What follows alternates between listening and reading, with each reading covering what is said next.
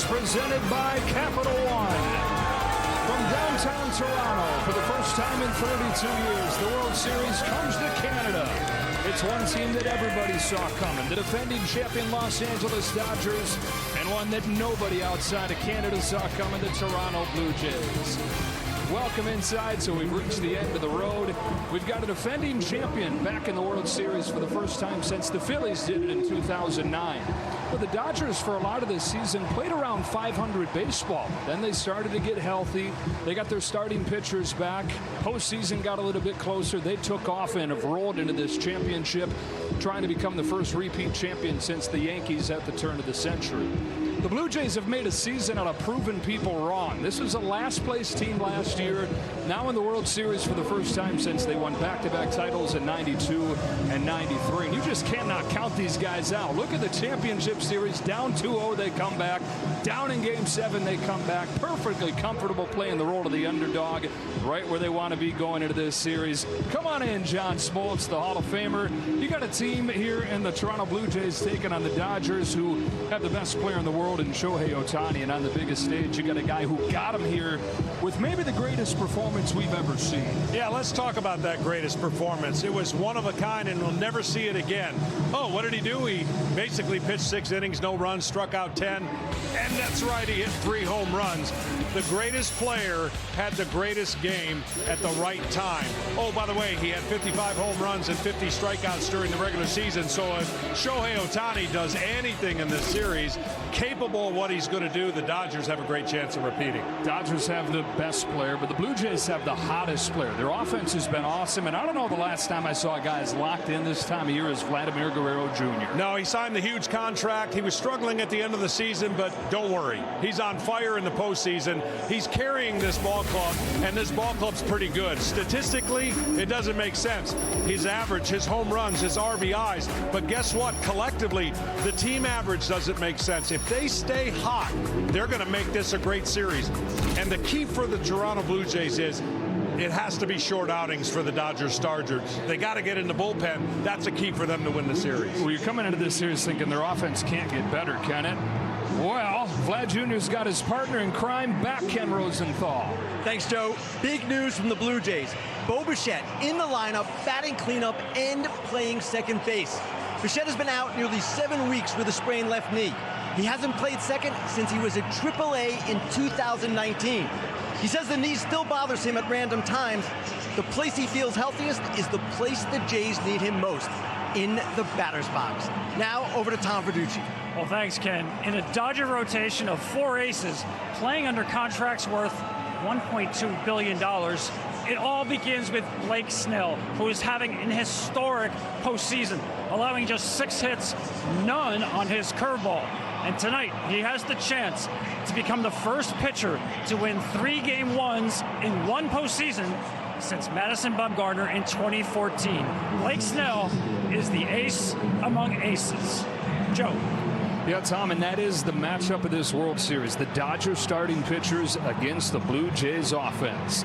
To help get us started, here's Ben Stiller, whose documentary film Stiller and Mira, Nothing is Lost, is now streaming globally on Apple TV. Right around this time of year, when the leaves start to change, something is the biggest and the greatest, all wrapped into one. Shohei! He's in a world of his own! It's a great story that completely surprises you in the best ways. The Blue Jays have won the pennant! It's the Fall Classic. Welcome to the World Series. T-Mobile has the best network. That's why there's no better place to get the new iPhone 17 Pro on them. Hold on. Is this big enough? We should have music, lights, banners. I mean, you gotta feel it. Get the most powerful iPhone ever on the best network. I sure dance. This is big. At T-Mobile, get the incredible new iPhone 17 Pro on us on the best network. No more coffee for Zoe. Angel Soft. Well, it's gotta be soft. It's gotta be strong. No, soft. Strong. No, soft. No, strong. No, soft. No, strong. Soft. Strong. Actually, Angel Soft is both. Soft so it's cushy and strong to get the job done. Unlike some other rolls, you don't have to choose. Angel Soft. Soft and strong, simple. Tucked inside boxes. Sandy Koufax. The Dodgers dominated the A time machine to everything we ever believed about heroes.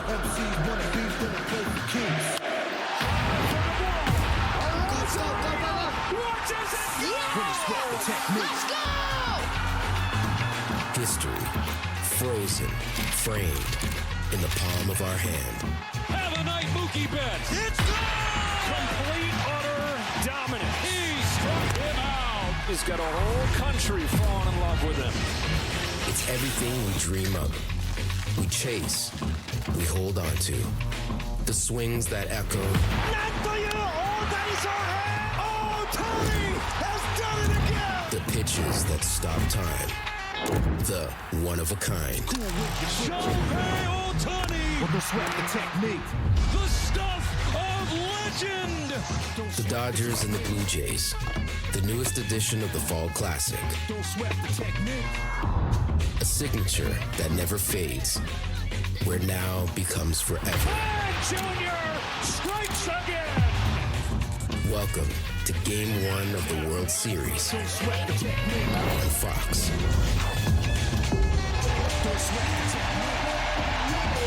We are ready to rock from the Rogers Center, downtown Toronto, Game 1 of the World Series. The Los Angeles Dodgers, the Toronto Blue Jays. For the Dodgers in their 12 World Series where they've started on the road, they've only won one time behind Sandy Koufax in 1963 as he shut down Maris and Mantle and the Yankees. And what would be a Dodgers sweep, the only sweep in a 7-game series prior to their championship series against Milwaukee. Tonight's same-game parlay is available now on FanDuel. It features Ohtani and a former Toronto Blue Jay and Teoscar Hernandez, who just got a great hand from this crowd. And Vladimir Guerrero Jr. seems like a pretty safe bet to get a hit. He's got 19 of them in this postseason to lead all players. How about this for Game 1 of the World Series? It is Trey Savage, who started this season in A-ball. He didn't even get to the big leagues until about a month ago. At 22 years old, he's the second youngest pitcher to start Game 1 of the World Series. You've got to go back to 1947 when a 21-year-old Ralph Branca started for the Dodgers at Yankee Stadium. Go get him, kid. Yeah, go get him with that fastball and that splitter. And the first pitch of the game against Ohtani is going to be very interesting to see what he chooses. The lineup that he faces off with for the Dodgers in Game 1 looks like this. And as you mentioned, it is Ohtani to lead things off. And then Mookie Betts at short, hitting second. Last year's MVP Freddie Freeman at first base, hitting third. The catcher Will Smith bats cleanup. Teoscar Hernandez in right. Max Muncy has hit more home runs than anybody in Dodger history in the postseason. Kike Hernandez and Tommy Edman have both turned it on in October. Andy Pages, 27 home runs during the regular year, second only to this guy right here. Yeah, I would think electric fastball. If you feel like you got a great fastball, challenge Shohei Ohtani because he's going to be ready to swing. And the leadoff hitter has electricity in his bat, to say the least. I don't know. I'm still deciding. I think first pitch splitter. All right, let's see. The Savage helped the Blue Jays go through the Yankees in the division series. Seattle in the championship series. Now in the World Series for the first time since '93. Dodgers sweep Milwaukee, trying to become the first team to repeat since the Yankees. Off we go. He went fastball and he missed badly with it. Ohtani went into the clinching game of the championship series hitting just 158 for the postseason. And what changed? Dave Roberts said he got sick of hearing everybody say he couldn't hit anymore. Clubbed 3 home runs and struck out 10. There's a fastball for a strike. Some guys hit 3 home runs in a game. Some guys strike out 10 in a game. One guy does both the same day. He leads off the World Series and pokes it foul behind 1 and 2. Well, these Dodgers are going to try their best to get a look at something they never see, and that we'll talk about throughout the game is the release point and a split finger fastball that drops from the ceiling. Yep, to see one of those yet from the Savage. He's home with a 1-2. Sticks with the fastball. 6 feet 4 inches, the most over-the-top release point in the majors. He's only made 6 starts in the big leagues, and the huge advantage is the uniqueness and the unfamiliarity with it. Everybody's seeing him for the first time. Here's his 2-2, and there it is to finish off Ohtani.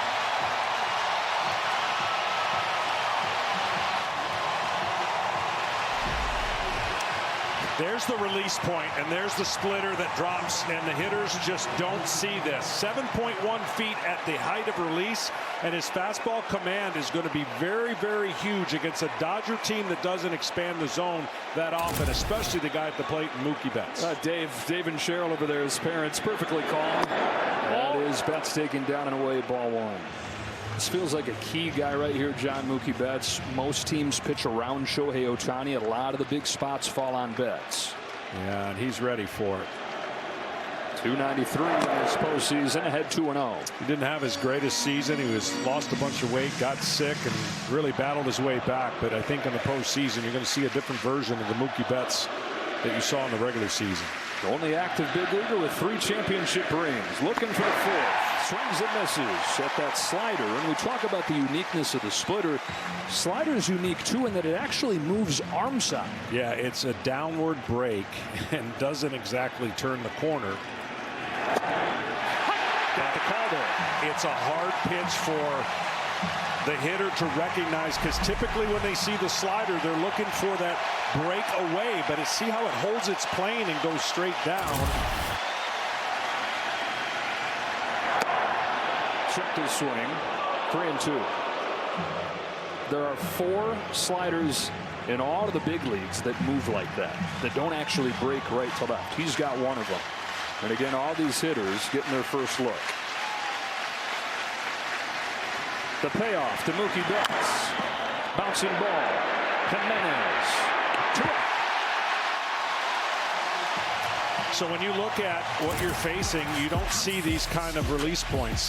That's what the average for Major League Baseball, and his is way above average. He's got a short stride, and they can't have a long stride and a tall release. It's almost impossible. So you got to have one or the other, and then that's what they're looking at coming out of his hand.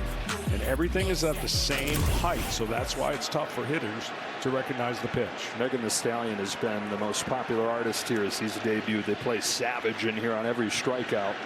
Freddie Freeman to the plate with 2 out, and he cracks the first one foul.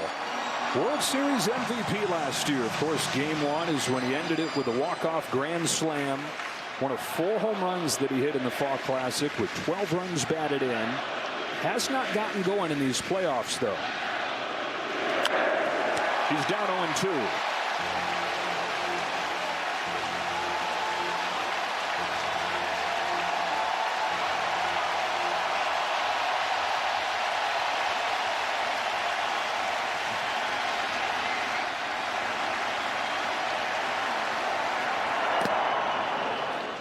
Freddie Freeman loves the ball down, fastball down. So if at any point you get a fastball down that he fouls off, you foul it off with a split. That's going to be tough for Freddie. Also, he's riding a nice little 17 on base game streak.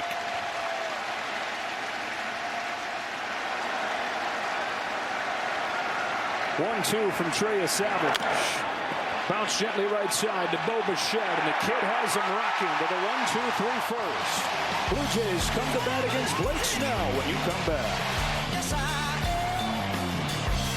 2, please. Make that 3 with the Capital One Saver card. You earn. They're getting a rare start with the left-hander on the mound hitting second. Then Vladimir Guerrero Jr. bats third. Bo Bichette, his first action in more than a month. Alejandro Kirk bats fifth with Dalton Varsho, one of the 2 left-handers in the lineup. Clement, Straw, and Jimenez with this long lineup for the Jays. It's Blake Snell for the Dodgers, who faced the minimum over 8 scoreless innings in Game 1 of the championship series. The last time somebody did that in the postseason, Don Larsen's perfect game in 1956. Game 7 hero leads off. First pitch to George Springer. Upstairs, ball 1. Well, there's no better feeling of a pitcher when you're in rhythm and in groove. You don't care who you're facing. You're connected with all your pitches. And I think the same thing tonight. If his fastball command is on, it's going to be tough, even for one of the best offenses in baseball, the Toronto Blue Jays. To short. And Betts off one bounce. 1 out.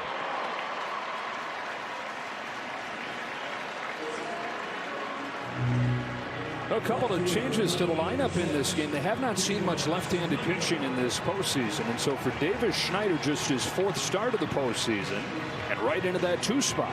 Well, he's going to need a little better performance than he's had in the regular season against left-handers. You would think that would be his sweet side at the plate, but he has not put enough pitches in play against the left-handed pitchers. He's actually been better against righties. Continues to get most of his action, though, against Sal. Paws takes high from Snell. This is the whole matchup, though, John. It's Snell and the Dodgers starters against this Blue Jays offense.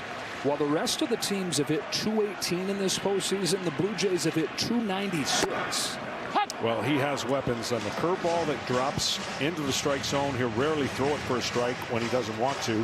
Changeup that fades away from the right-handers, and fastball he can pitch to both sides of the plate, up and down. Here's his 1-1 to Schneider. Fastball, get in on him, and a pop up to Mookie Betts. 2 up and 2 down in this first inning. Here comes Vlad Guerrero Jr.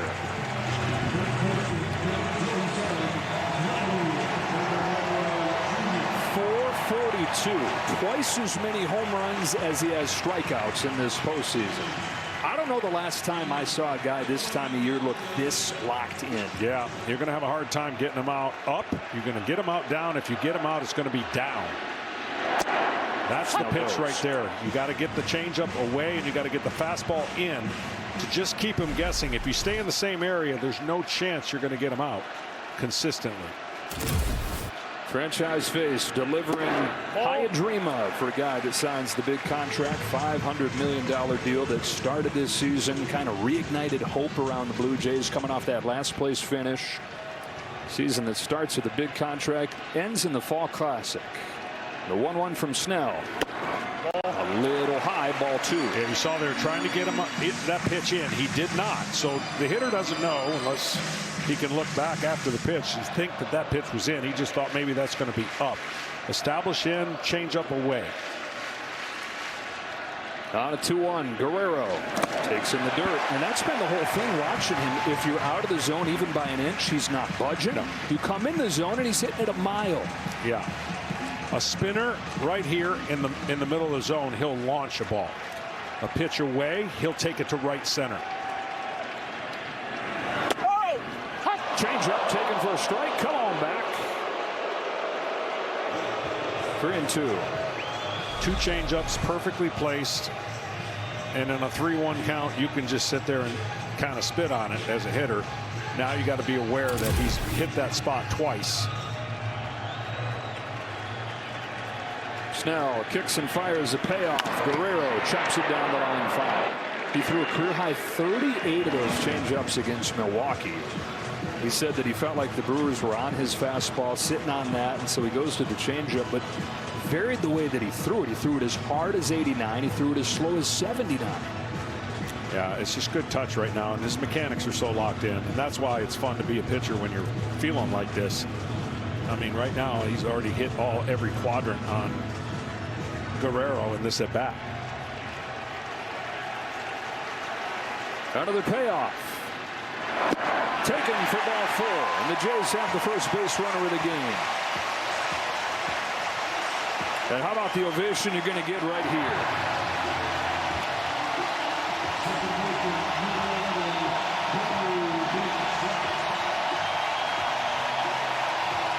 Bo Bichette, who last played on September 6th when he injured his knee at Yankee Stadium. Not only is he back, he's plugged right into the cleanup spot. John Schneider said you could call him in the middle of winter and ask if he's ready to hit, and he said, you betcha. That's going to be the theme tonight, though. Even though he's missed a lot of time, they're going to pound him in, try to tie up his hands. Now, he likes it middle in. So it's strength against strength, and then what that does is if he pounds it in enough, he can get him out of the way. Same thing with Guerrero. The 1-0 from Snell. Bichette takes inside ball 2. He was a .311 hitter during the regular season. Only Aaron Judge had a higher average. Hitting's feeling fine. Running's feeling fine. Playing him at second base for the first time since he was in the minors. Just took a little bit of stress off him as opposed to his normal shortstop position. Bichette on 2-0. Looks at ball 3. Trying to establish his fastball in. He's quick with it. That means he's feeling good, and being quick, you pull it inside a little more than you want to. He's trying to hit the inner part of that strike zone and has missed on the first 3. A green light and a rally that'll sneak through for a base hit into right field. Guerrero heads for third. Hernandez's throw not close to in time, and the Jays have him cornered in the first. Welcome back, Bo Bichette. Guy can fall out of bed and hit. Typically 3-0, you might think about pulling this ball, but he saw a side of this infield that was wide open, and he gets a hit. And right away, the theme again for this series: runners in scoring position, 2 outs. They do it all. They score a ton of runs with 2 outs. They score a ton of runs with runners in scoring position, but they're facing some nastiness for the Dodgers starting pitcher. One of a kind catcher of the Blue Jays right here, Alejandro Kirk. First and third, 2 out. First inning of game 1. Snell continues to be around the zone with the fastball. Well, he needs the top of the zone for the fastball because he pitches so comfortably up there, and he hasn't gotten any of those calls yet. That one right there could have gone either way. Really dangerous high fastball hitter right here in Kirk. Fan favorite.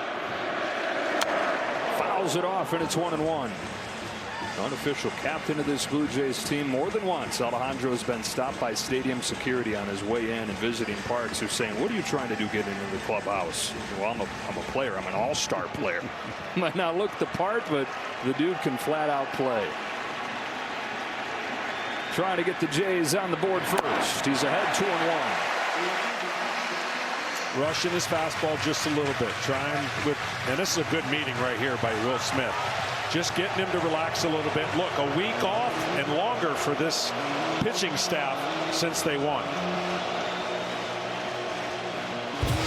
Old school, John. We're throwing it back the way these Dodger starters are going deep into games. 7 innings after 7 innings. Got a complete game thrown in there. The first one in the postseason in 7 years. Meanwhile, the Blue Jays, the highest average team, the best bat-to-ball team. Don't let that make you think these are a bunch of slap hitters, though. They also lead the majors in home runs in this postseason. Yeah, they do it all. And listen, when you don't swing and miss a lot, you put the pressure on the other pitcher to make great pitches. Now, you can make great pitches and get quick outs and go deep into the game against this offense, but you better make great pitches consistently. Snell gave up just 1 base runner against the Brewers in game 1 of the championship series. Already a couple here in the first. Ball 3 on Kirk. A left-handed batting Dalton Varsho's on deck. So you're being careful right here with Kirk, knowing you got lefty-lefty coming, you going right at it? Absolutely careful. Absolutely. The lefty should be a tough at bat against Blake Snell. On 3-1, Kirk fouls it off. 3-2, center cut curve.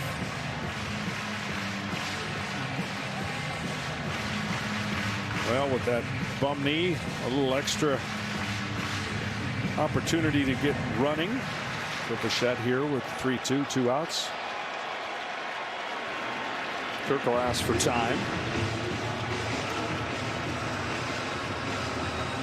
Now, the Blue Jays have had this offensive machine, even though Kirk has not done a whole lot in this postseason at just .222. Blue Jays are the best 2-strike hitting team in baseball. And he's the best of the bunch. Payoff from Snell. Fouls it off, and we'll do it again.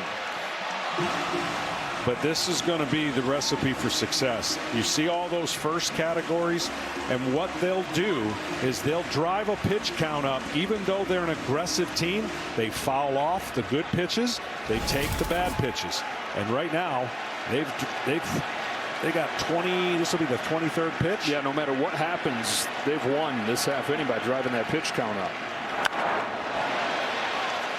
Because the whole thing, the Dodger bullpen is not close to what this rotation is. It's just it's not been exposed because the starters have gone deep so consistently. If the Blue Jays are going to win this series, chances are they're going to win it against the pen. Can they get there? 24th of the inning, 8 to Kirk. Is shot down the line, peeling, foul.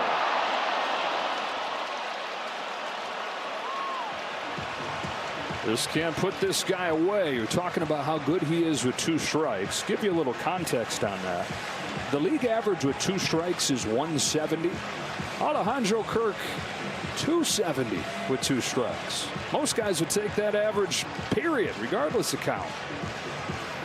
Yeah, he only has an 18% miss rate on the breaking balls against left-handers, so that takes the left-handed weapon and just basically tells you he's staying on it. He doesn't miss much inside as well, and he loves hitting the ball on the outside part of the plate. On the 9th pitch, Kirk takes ball 4, bases loaded. What a chance for the Blue Jays in this first inning against Snell. And he has just cruised through this postseason, 3-0 with a sub-1 ERA. These 25 pitches, the most that he's thrown in an inning in his 4 starts. So here's that lefty-lefty matchup we were talking about against Varsho. First pitch is so key. Bases loaded. He's missed with a lot of his fastballs. Misses with a curveball. This looks like a different guy so far. Well, on the road, and like they said, that rest. When he clicks in, though, and this is a chance here with 2 outs. They've done a lot of damage on the pitch count, but a hit right here would go a long way for this crowd that's been standing the whole first inning. Varsho watches a curve find the zone. Dalton Varsho went into Game 7 of the championship series and 3 for 24 slide. John Schneider said, I got a feeling this guy's about to turn it around. And he went 2 for 4.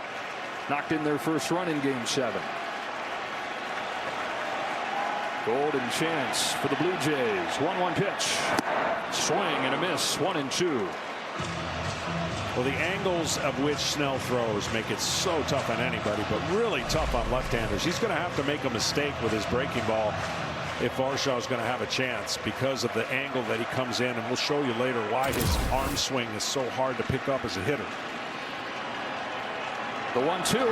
Another breaking pitch is flied into center field. Andy Pages comes on, and Blake Snell gets out of this bases loaded jam, but the Jays force him to throw 29 pitches.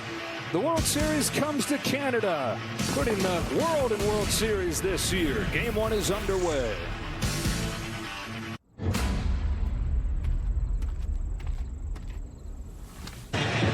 The Dodger catcher had a career year, hit .296, was an all-star, but then he injured his hand in early September and missed the last month.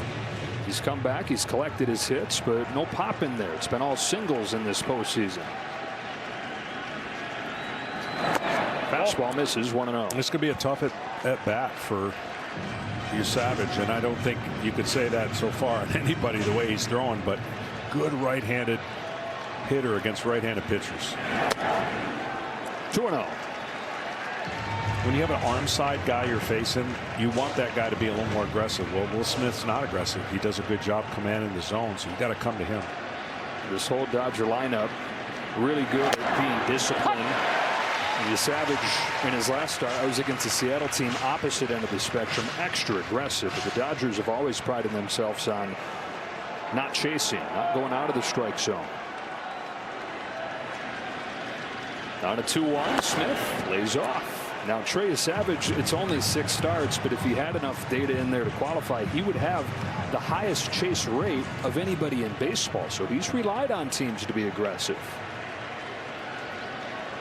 His 3-1 is taken for ball 4. The Dodgers have their first base runner on a leadoff walk from Smith. Power Player is sponsored by Salesforce. It's not supposed to go like this. Trey Savage started his season in front of 328 fans against the Jupiter Hammerheads. Now he's pitching in the World Series, and they asked him, are you living your dream here? And he shook his head and he said, I don't know how I could have ever dreamt of this. Not this fast. First round pick just last year. A-ball to the World Series in 1 year. He's downstairs with his first one to Hernandez. And again, this will be a test for him because the Dodgers don't expand the zone. And his fastball's not as electric as we saw in the first start in the postseason.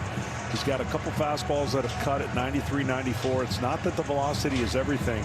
but you can just tell he doesn't have that fresh arm to let it go and let it eat, and that is going to be concerning if he doesn't command that early and go to his off speed. So much of the chase comes after you establish that. Finds his zone with the slider. So I would, just watching him right now without knowing anything, I would say he's going to be more off-speed dependent right now based on what I'm seeing out of his fastball. Than you would like him to be, especially. That was the least that he's used his fastball in this rookie season against Seattle. Sliders in for strike 2. They got away with it with how aggressive those Mariners hitters were.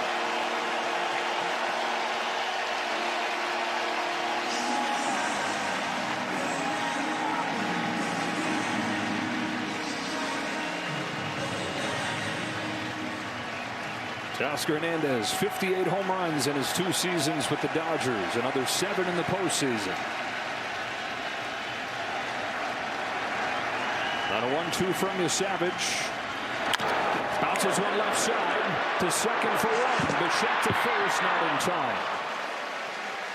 Hernandez aboard, 1 away on the fielder's choice. They said they drafted Trey Savage for the uniqueness of the delivery. Now they love the demeanor. Trey seems just unfazed. He's 22, but you wouldn't know it. Dunedin Blue Jays, Vancouver Canadians, New Hampshire Fisher Cats, Buffalo Bison, and Toronto Blue Jays is crazy. It's a dream come true, and so excited. So Trey got to the major league September 15th. He's been living out of a hotel room in Toronto since then, and every time they leave town, he has to check out of his room, apparently. He was a strikeout once. He said that his truck looks like a mobile home. Just all kinds of stuff thrown in there. I think he'll have a permanent home next year, but you've already seen, again, that's 4 sliders in a row now. Fastball usage is going to be low. Muncy on 0-1. Shoots one to left field, a base hit, and the first one of the game for the Dodgers. Max Muncy, who's just 1 for 12 in the championship series, has a single to put him at first and second. He gave a high sign for a slider that I don't know if he's actually trying to throw the slider up there, but that's right down the middle and no break at all. And Max Muncy's not going to miss too many of those. He's lucky he's a single. This is the part of the lineup that if they produce at all for the Dodgers, they're going to be really hard to beat. This is part of the lineup hasn't produced as much as the Toronto Blue Jays bottom part of their lineup. 2 on, 1 out. Kike Hernandez very high with a fastball. Their October ringer right here. Hernandez, who is a below average hitter during the regular season. We're talking more than a decade in the majors, who just transforms when he gets into October with a line in the postseason that's almost identical to Reggie Jackson. 1 ball, 1 strike. Now the one thing over the last couple years that you could do to Kike Hernandez is get him to hit a ground ball double play. He's hit into quite a few of them. Jays have turned a bunch of them. That's up the middle and through. Base hit center field from Hernandez. Teoscar Hernandez comes home. The Dodgers are on the board first. Kike Hernandez again getting the job done in the postseason. And it's the bottom of the order for the Dodgers, getting the game's first run. Another slider over the middle of the plate. You cannot live there with the Dodgers. You cannot. And he's going to have to make an adjustment. When the Dodgers realize he doesn't have his fastball or not willing to go to his fastball a lot, they can sit on the off-speed pitches. And what a swing right there. Blue Jays had bases loaded against Blake Snell, could not cash in. The Dodgers, half inning later, have the game's first run. And Tommy Edman taken inside for a ball. Tommy Edman is a switch hitter that occasionally, very occasionally, will bat righty-righty, and he does that here to try and take away that splitter. It's only the 4th time all year that he's seen a right-hander from this side.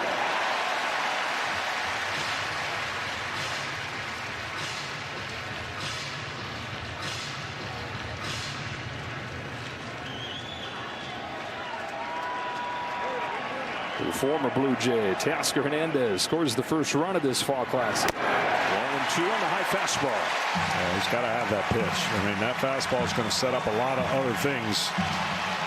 And And up until this hitter, that's the first time 2 in a row in a while.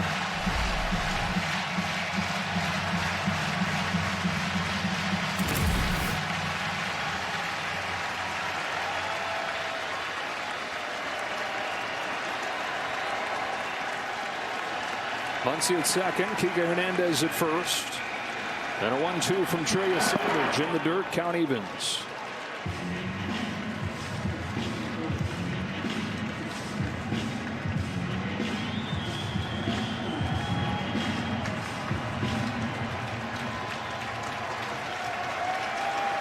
The run on the bank, the Dodgers looking for more here in the second. On a 2-2, Edman.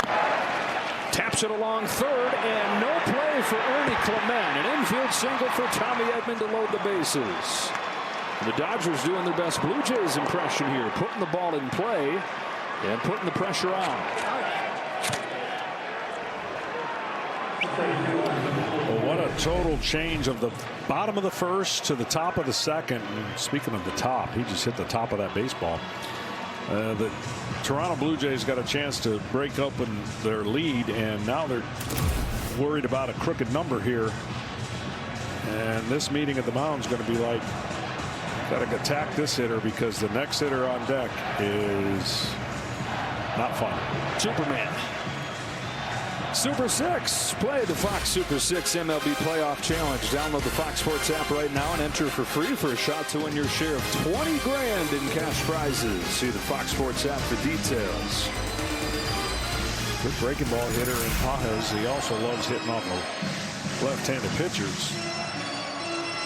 Now, Pages has really struggled in this postseason, just 3 for 35. Dave Roberts pulled him aside a few days ago and said enough grinding in the cage over mechanics. Just be a hitter. Aim for the middle of the field.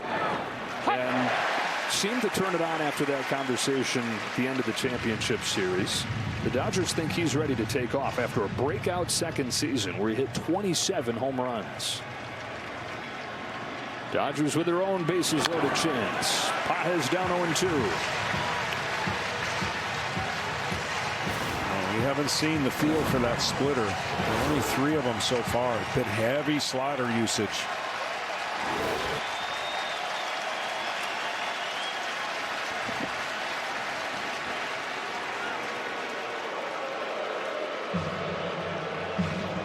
Pages looking for his first hit with a runner in scoring position in these playoffs.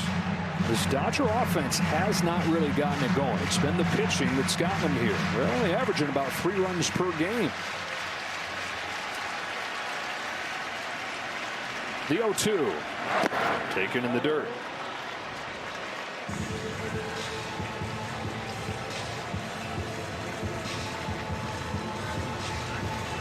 A walk and 3 singles in the inning. Ohtani looms on deck. That's the only guy that hit more home runs than Pages on the Dodgers this year. The 1-2 popped out of his hand and the count evens.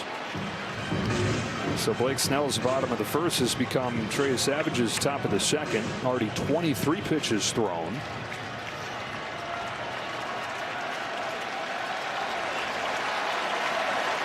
And now a 2-2 to Pages. Misses downstairs and misses his spot even worse. This field right now is not connected, and it's showing. Normally in the 0-2 count, the hitter would have been put away already. I understand the Dodgers are a different team, but mechanically he is just not connected with his release point. 3-2 on Pages. Nowhere to put him with Ohtani on deck. Here it comes. He struck him out. Slider gets Pages 2 away. Well, he saved his best slider that really took off down.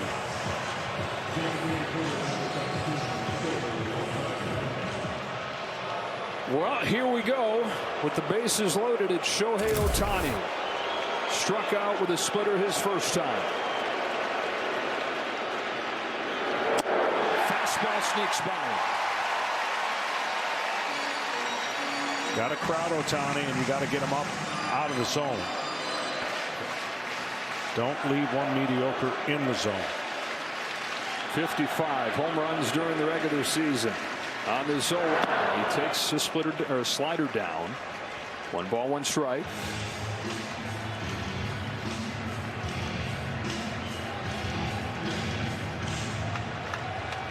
Kid that started the season in front of 300 people in Jupiter, Florida, faces Ohtani in the World Series. Falls behind him 2-1. Scary proposition to have to battle back into the count against him. Yeah, and again, we showed you the release point when he throws his split, but when he's up that high up a release point and you're behind that ball, you got to get down through it. That's what creates the depth and the movement, and it's almost coming out of his hand and popping up high and not having the true effect. Grounder, fair. Guerrero beats him to the bag, and Savage limits the damage to 1.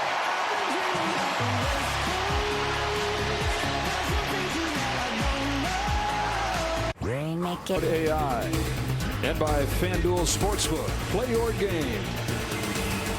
Inside the CN Tower, up there 1,800 feet in the sky, 553 meters. Win in Rome.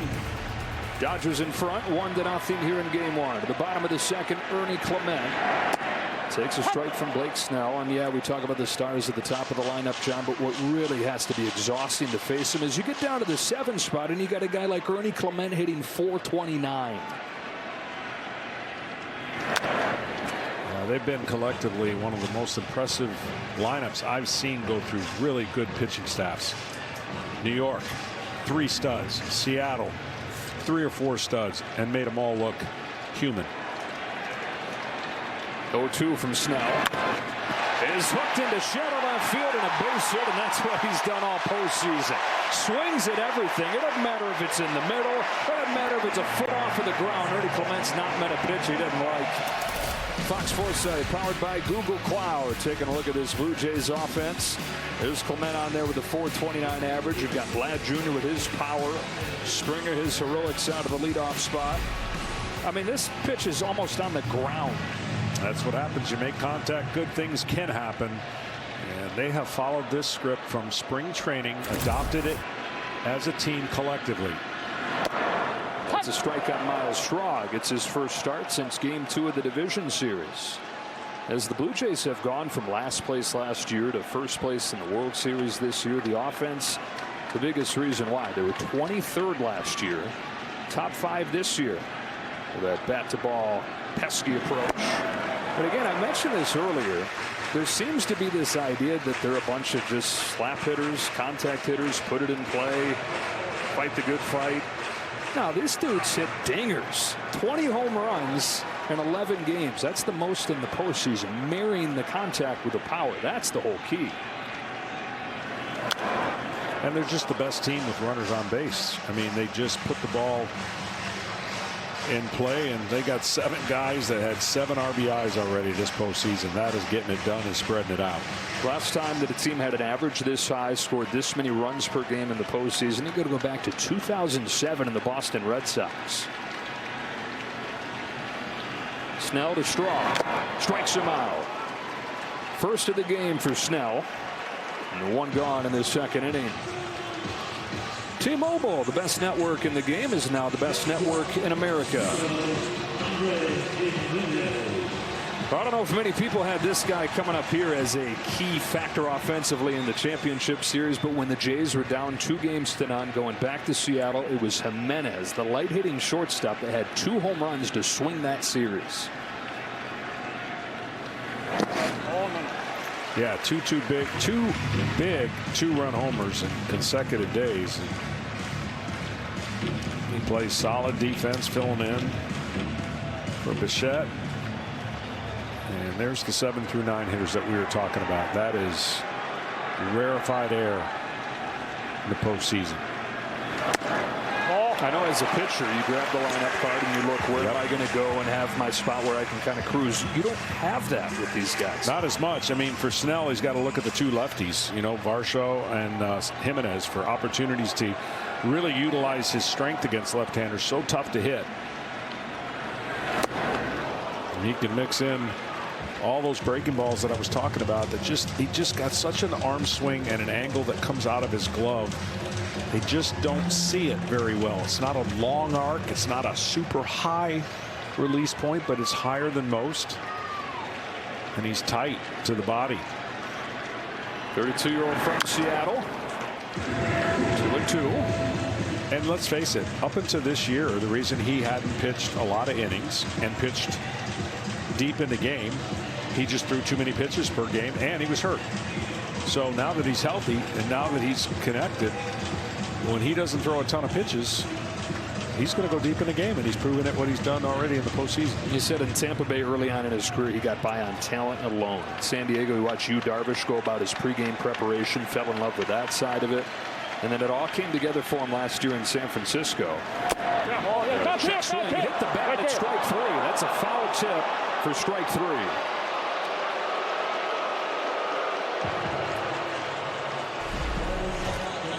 Rather unfortunate there. He held his swing, but just barely nicked the ball. Just to wrap up that point about it all coming together for him in San Francisco, Logan Webb, who is the modern workhorse, he told him, he said, look, dude, your stuff is great. You just got to be in the zone more with it. Yep. And he's put that all together this year. Springer with a cue shot to first. Freeman has no play at second. Turns and throws to first. It's not in time. Throw to third. They got him. Wow, the ball getting tossed all over the diamond. First, Freeman looks to second. Then he goes to first. And back across the diamond for a second. They're looking like a high-level Little League game. But they get Ernie Clement and Blake Snell with an adventurous first couple innings, but no damage against him.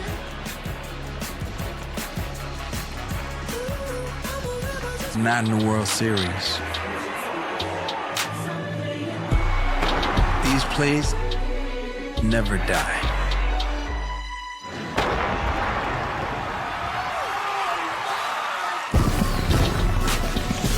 That's how legends are made.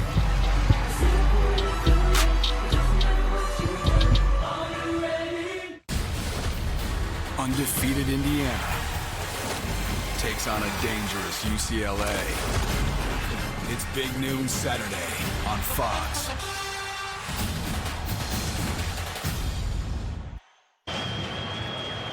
.22-year-old out of Boyertown, Pennsylvania, Trey Savage, who grew up on the family farm, was drafted last year.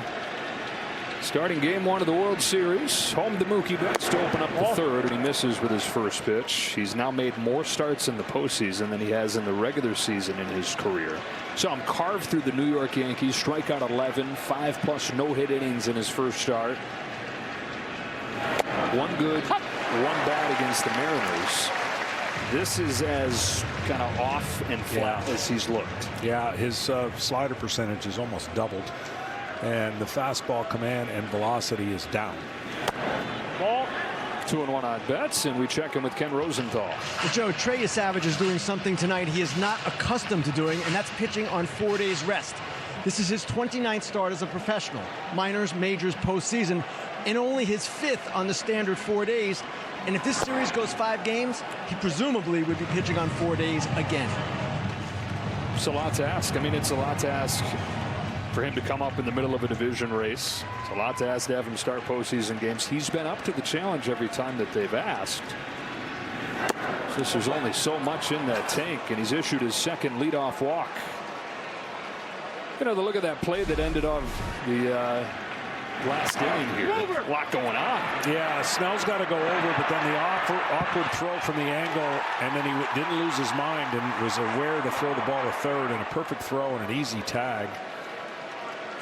It's hard to find the bag going backwards, but you don't anticipate your first baseman being almost by the mound before you the ball.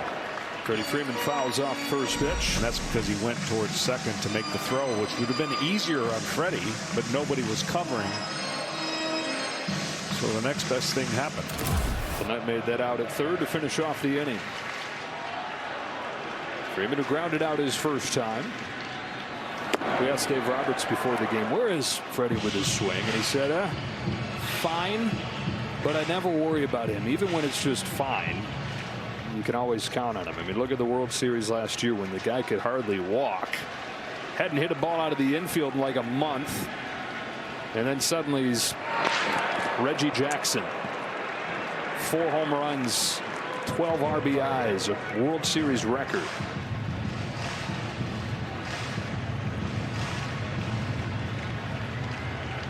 Mookie Betts is getting awfully close to stealing the second base. Neither one of these teams has run much in these playoffs. In the dirt, good stop by Kirk. Rewarding Performance is sponsored by Capital One. Looking back at what Freddie Freeman did last postseason, first walk-off Grand Slam in World Series history. Now tries to join the list of Koufax, Gibson, Reggie Jackson, Corey Seager, guys to win multiple World Series MVPs. That's inching a little bit more. Not going. On ball 3.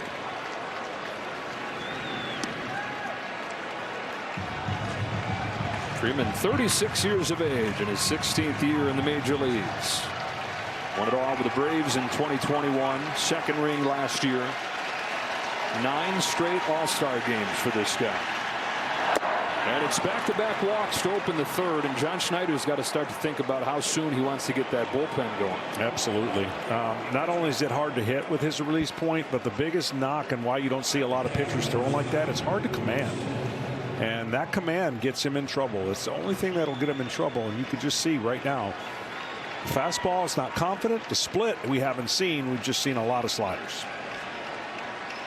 And so now Will Smith, who drew the first of the 3 walks that he's issued.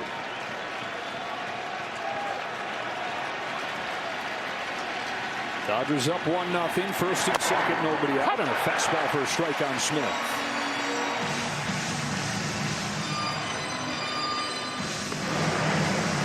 The bullpen does get going. That's Fisher. Neither one of these bullpens is strength for these teams.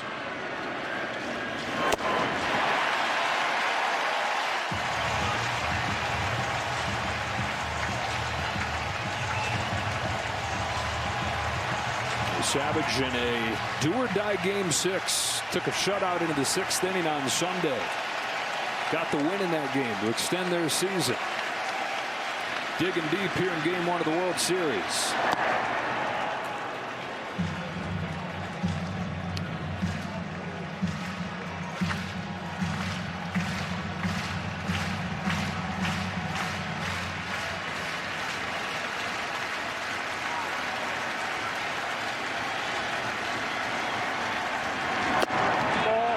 Dodgers still have not chased out of the strike zone. That's what makes them so good, and that's why you have to make quality pitches. About 7 of the 9 guys in the lineup. There's a couple guys that they definitely will chase, but majority of them don't. Still no bite. Ball 3 on Smith.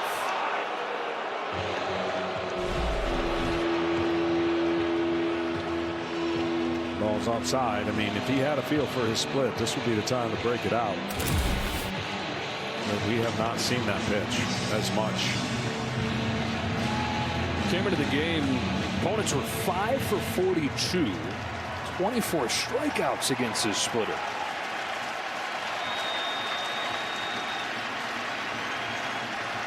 His payoff is poked through the right side, a base hit for Smith. Here comes Betts. Strauss throw goes into second, and they've got Freeman hung up. Here comes the tag from Clement. We're running back to the bag. It is 2-0 Dodgers. Will Smith drives in Mookie Betts and heads into second there with Freeman tagged out for the first out of the inning. Freddie with a rare base running error. And this is just, again, good hitting by a Dodger team that has really put Savage in a tough spot. And Freddie went past the bag thinking there might be a throw home, but it wasn't. And this is a good play by throwing it right to second base, and now he's stuck. It's been an edge for the Blue Jays, and every series they've played in, the defense really good, has been all year. And helped the Savage out right here. So man at second, one away for Teoscar Hernandez.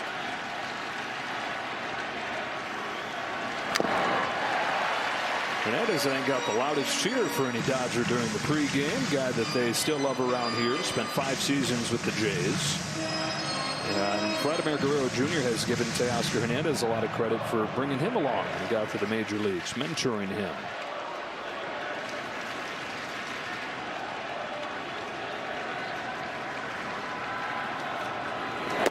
section of the dugout where the two of them and then Lourdes Gurriel Jr. when he was here, they would all sit together and watch the games. They called it El Barrio, the neighborhood.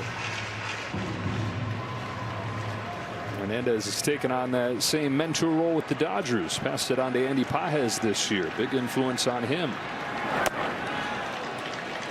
Sometimes the ball feels like an egg in your hand. What I mean by that is when you put it in the split finger grip, it feels great. Feels like a cue ball that you could just absolutely create rotation. When it feels like an egg, it feels oblong. It feels the grip's not right, and it comes out and just stays high and doesn't have the effectiveness.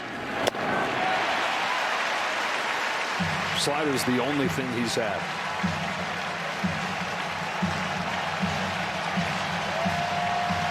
As many balls as strikes.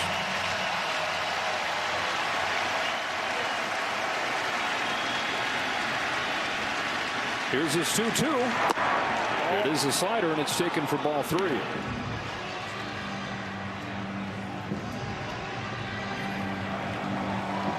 Fisher's ready to go in that Blue Jays bullpen. John Schneider really like to avoid having to get that door swinging open this quick. On a payoff, Hernandez grounds one towards the middle. Bichette with a backhand. Quick trigger throw to first. You'd never know. He's never played there in the big leagues. That was such an outstanding play. You know he's got to be a little careful, and we talked about his knee. Running won't be the big issue. It's these kind of plays. You see the effort, you see the throw, and a big out. John Schneider said, I know he can do it, and he knows firsthand from having managed him in Double-A back in 2018 when he played a little bit of second base. That was the last test for him. How did he move around taking grounders at second the last few days? And they said, good enough. Smith at third. Muncy with 2 out takes a ball. Singled his first time. Longest tenured Dodger position player right here. Only Clayton Kershaw has been in the Dodgers longer than Max Muncy. Who would have thought that when he first came to the team after the Oakland A's cut him loose? He's hit more home runs in the postseason than any Dodger ever. One of them ended the longest postseason, longest World Series game ever, 18-inning Game 3 in 2018. You're still catching up on rest and sleep from that one. Still in. The 1-1. Muncy swings and misses over a slider.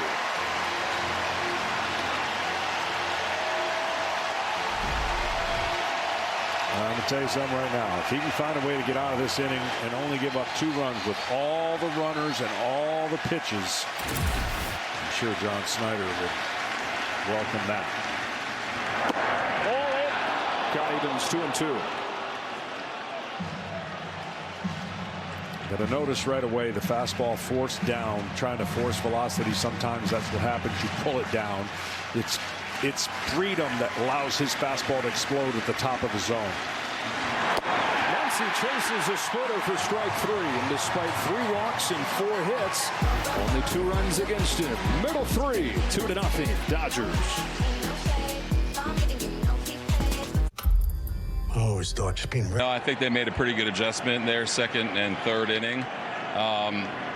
Just the walks, leadoff walks the last 2 innings, you know, it's going to come back and get you against this team. But overall, I think he's handled himself well, pitched out of a couple jams, making big pitches right now when he has to. Why isn't he throwing more splitters? I think some of it is their lineup with the right-handers there in the middle. Didn't look like he had a great feel for it, to be honest with you. Some that were, you know, more up in the zone than we're used to. Really good one there to Muncy to end that inning. But hopefully he gets a feel for it going forward. All right, for people who have not seen your team play, what would you tell them? We've got a bunch of baseball players, you know what I mean? They're all pulling for one another, and they understand their role and how they kind of fit into the team. So we got to keep the pressure on Blake here. You know, I like the way we've come out, got his pitch count up a little bit. Got to keep getting guys on base. But as far as the team, you know, we're gonna scrap and we're gonna claw. You know, these guys are not gonna give in to anyone at any time. And we got a long way to go today. John, thanks a lot. Joe, back to you. All right, Kenny, for those of you not fluent in baseball talk, when he says we got a bunch of baseball players, that means grinder types that have had to work really hard to get here, might not hit it a mile, might not be the fastest or the strongest, but really good at the little things. Like this guy right here in Davis Schneider, who was a 28th round draft pick now hitting second for a World Series team. He's down on strikes here for the first out of the third, and there is that changeup that Snell rode against Milwaukee. Well, for Snell, I thought he was rushing early, and by rushing early, that means you get out in front, get head movement, and your pitches are off. And if he could stay back and do the things that makes him elite level, then he's going to be fine, and he can pitch deeper into this game. Guerrero, who coaxed a walk out of him in the first inning. No matter what way this game one goes, we may look back to that bottom of the first inning as the key one. If the Blue Jays win it, you can look at that and say, well, they ran Snell's pitch count up in the first inning. If they don't win it, you look and say, what a missed opportunity there, leaving them loaded against Snell.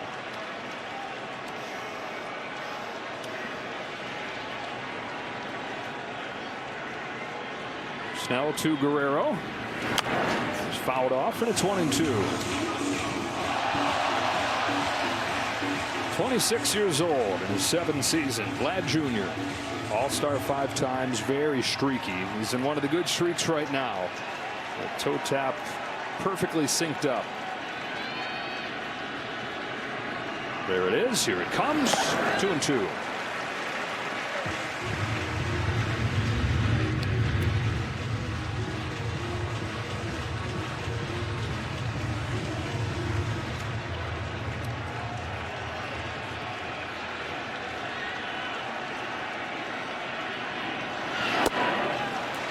Full count.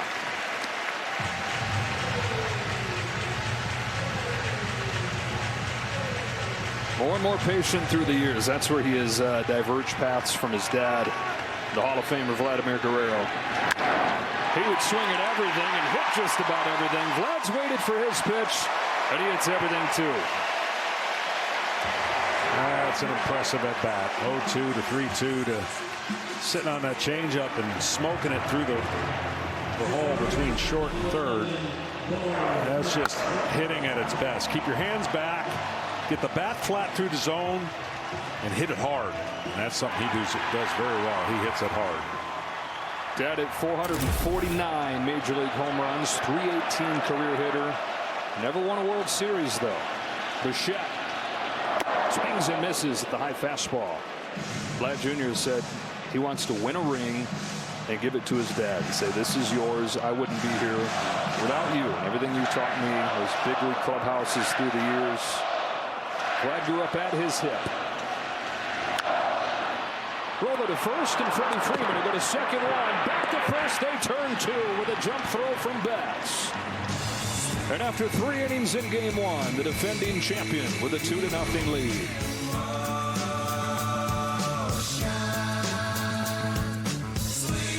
Sitting, and then a strike thrower. What was the adjustment? You know, I think the adjustment was, you know, he stayed bullish with the fastball. He made pitches with his changeup.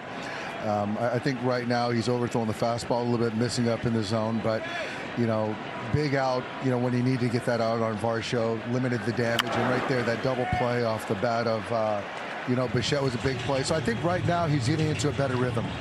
Offensively, you know that Trey Savage is a tough guy to solve, seeing him for the first time.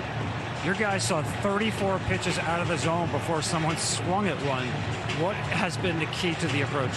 I think just trying to go at it the 2-0, 3-0 approach, just trying to lock him into a really, you know, finite area of the hitting zone. And we're trying to stress him a little bit and making him make pitches, which we're doing. And they've already got the pen going. So right now I like our offensive approach. Thanks so much, Dave. All right, TV. It's Kike Hernandez starting this fourth for his Dodgers, and he's down swinging over a slider. Strikeout number 4 for Trey Savage. Well, he has to arc a little bit to throw it at 7. See that arc in his head?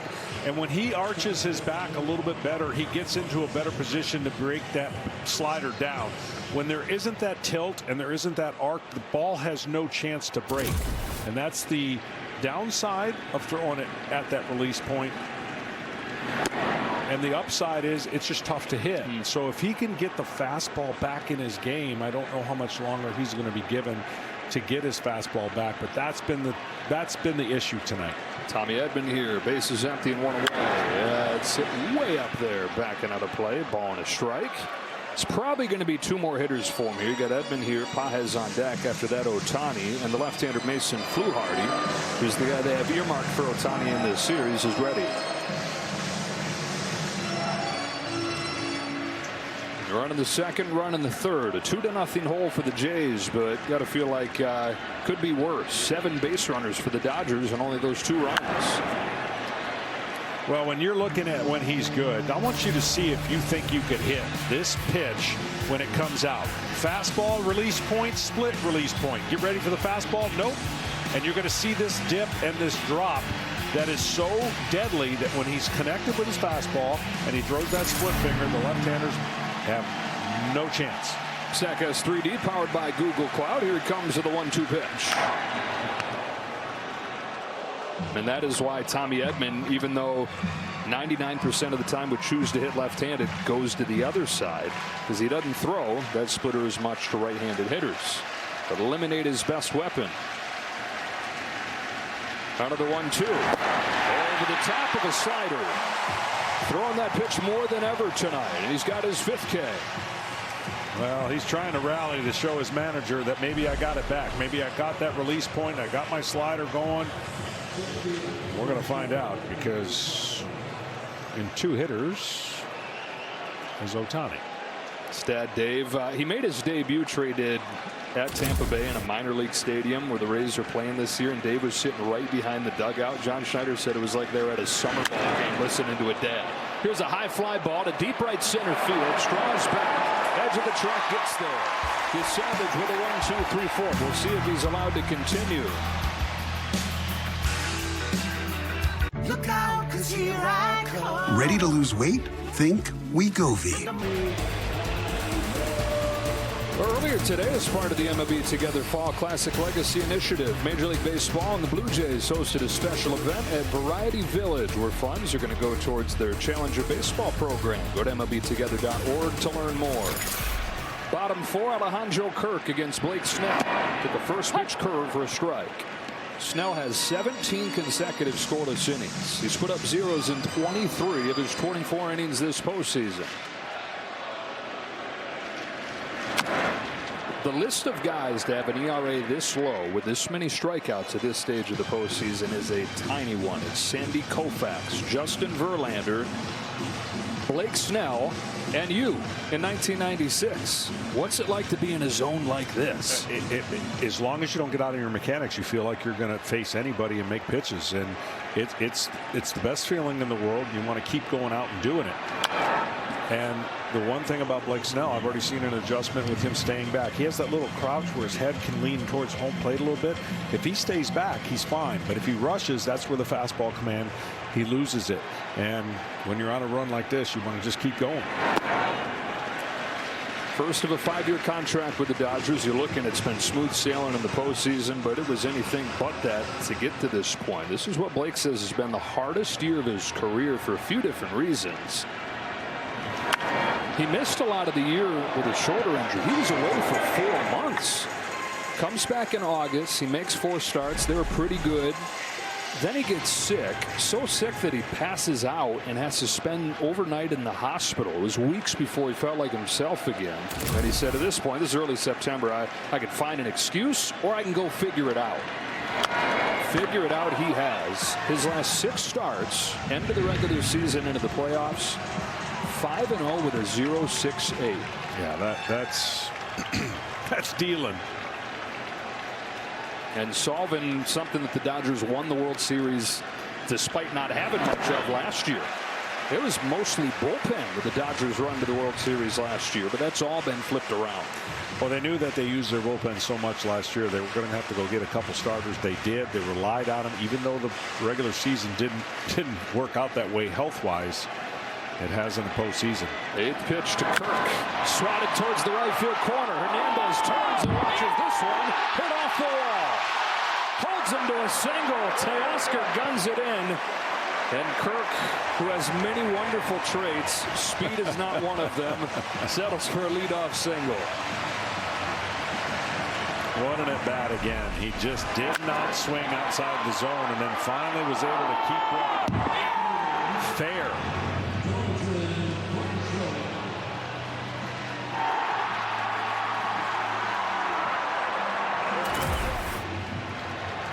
Jays fans are saying, wait a minute, we watched you streak in from second to score that run in the championship series. What we got?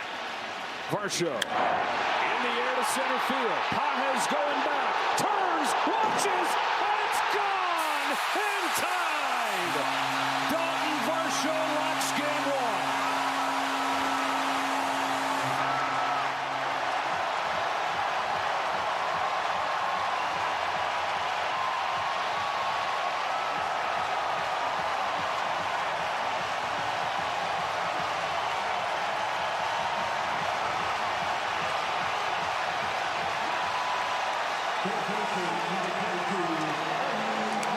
And John, it's one of the left-handers that bites him.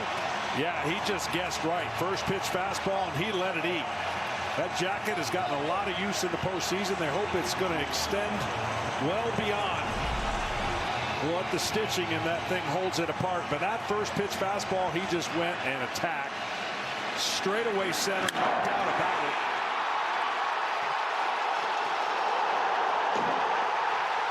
And we got a new ball game. First home run that Blake Snell has given up to a left-handed hitter all season. Tied at 2 in game one. Ernie Clement sends the first one he sees into center field. Pages calls out Hernandez. Wow. Well, all the pitches that they were seeing, this is the first one on the first pitch. And that couldn't have been better timing. I thought the left-handers were going to have an extremely hard time against Blake Snell. Well, he said, I ain't waiting around to find out. And a snapshot of this Blue Jays offense right there. Grindy out at bat where he couldn't put Alejandro Kirk away. And then the power. Strike one on Schraw. This ends a string of 5 consecutive games where the Dodgers gave up just 1 run. Straw to left center. Pages and Hernandez. It's Hernandez streaking by there to make the catch. Well, besides the 2 runs being a very, very big inning, they clear the deck and start off with the top of the lineup if Jimenez doesn't get a hit here. And just as many times as you can get to the top of the lineup against Blake Snell and see him multiple times. Think about it. He goes 8 innings and a leadoff hitter might get 3 at-bats. Ball on Andres Gimenez. And again, you go back to that first inning where you forced him to throw 29 pitches. Here comes his 70th already here in the 4th. Gimenez, who struck out his first time, fouls this off 1-1. Yeah, we got Springer's going to have his 3rd at-bat here in the 5th inning. And they'll take that if you said that was going to be the case.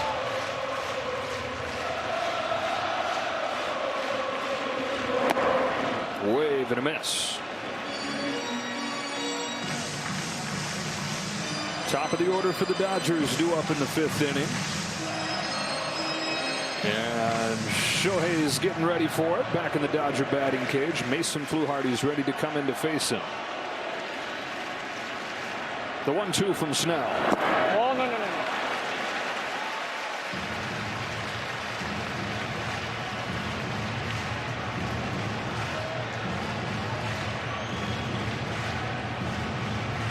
I wouldn't think there'd be another fastball thrown to Jimenez here.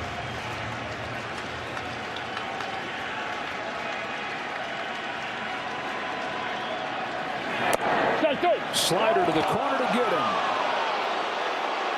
Brand new ball game though in Toronto. It's Dalton Varsho off of the batter's eye in center field. 2-2, and we're back after a word from your local Fox station.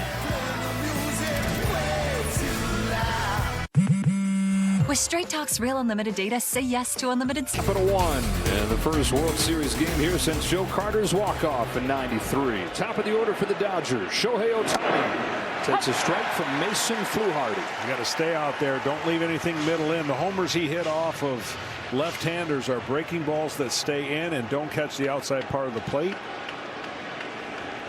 Fluharty, a rookie. Gets a chase, 0-2. That's what you got to do. And he's had more strikeouts this year than usual.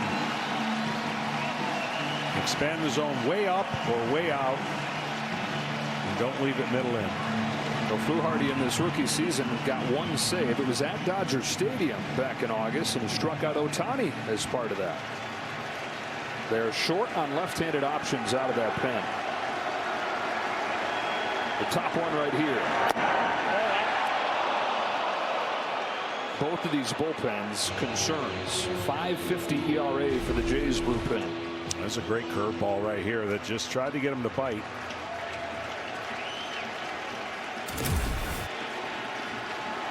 The 1-2. Ohtani takes outside, and the count evens.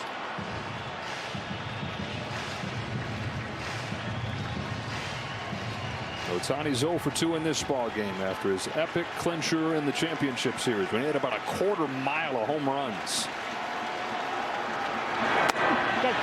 Strike 3 to the knees. Fluharty strikes out Ohtani.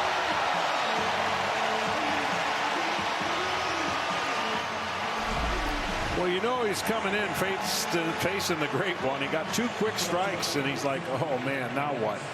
And threw 2 curveballs away out of the zone, and Ohtani thought that was low, and it might have been. One gone in the 5th inning. Mookie Betts to the plate. Walked and scored his last time.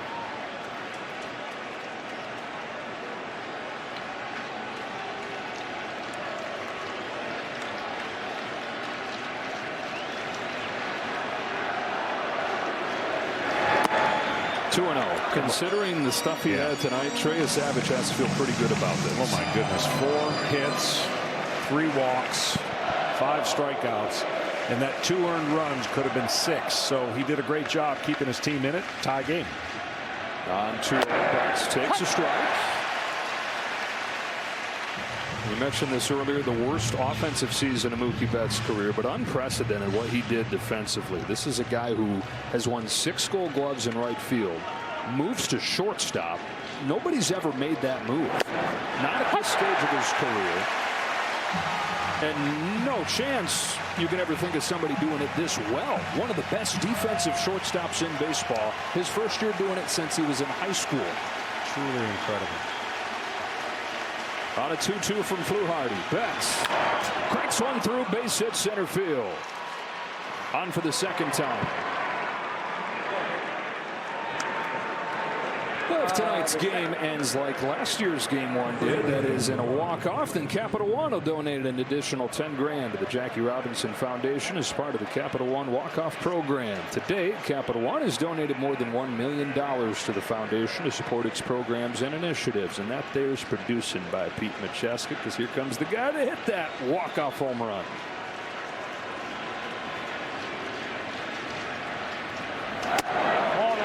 Ties him up, but he lays off. Freddie gets a good cheer from this crowd as well. Both of Freddie's parents from Canada, and so he is a dual citizen of the United States and Canada.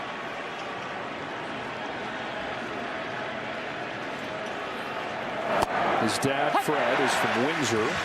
His mother, Rosemary, was from Peterborough. Rosemary passed away of skin cancer when Freddie was 10, and he says that every time he comes here to play in Toronto, he says, I have this feeling that I'm just a little bit closer to Mom.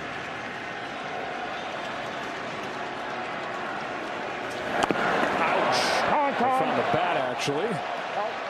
Unless the bat has feelings, forget the ouch. 1-2.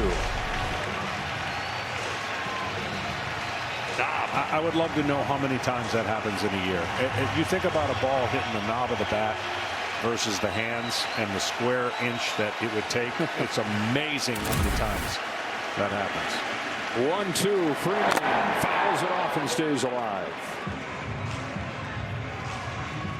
Freddie Freeman owns the middle of the plate. The heart of the plate, he's hitting over 380. Where you can get him is fastballs up. I mean, he fights and he has the ability to get to all quadrants, but 95 and above miles per hour above the zone is a struggle for him this year.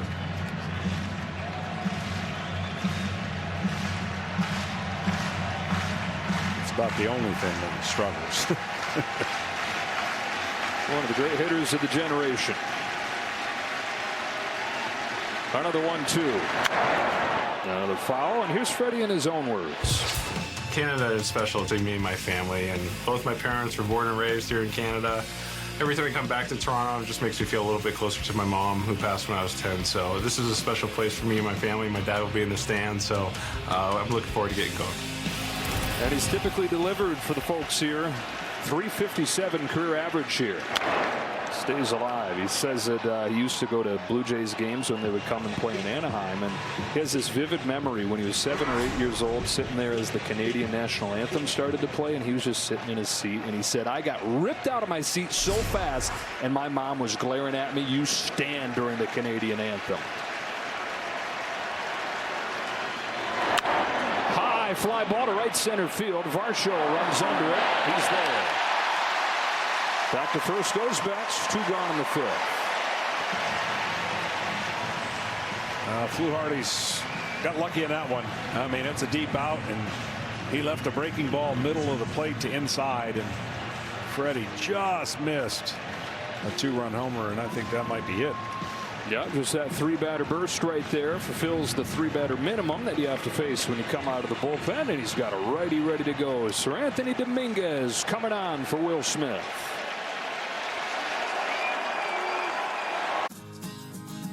In honor of our veterans, raising disseminated without express written consent. All eyes turn to Big Noon for a make-or-break game for number 2, Indiana. First time in program history they've been ranked that high. UCLA's gotten things going. 3 straight wins. That all starts at Big Noon kickoff, 10 a.m. Eastern, live from Bloomington on Fox. It's Seranthony Dominguez, who had a 1-2-3 inning in Game 7. On for Will Smith. Smith swings at the first pitch and sends a lazy fly to right field. We are halfway home in Game 1 and tied at 2.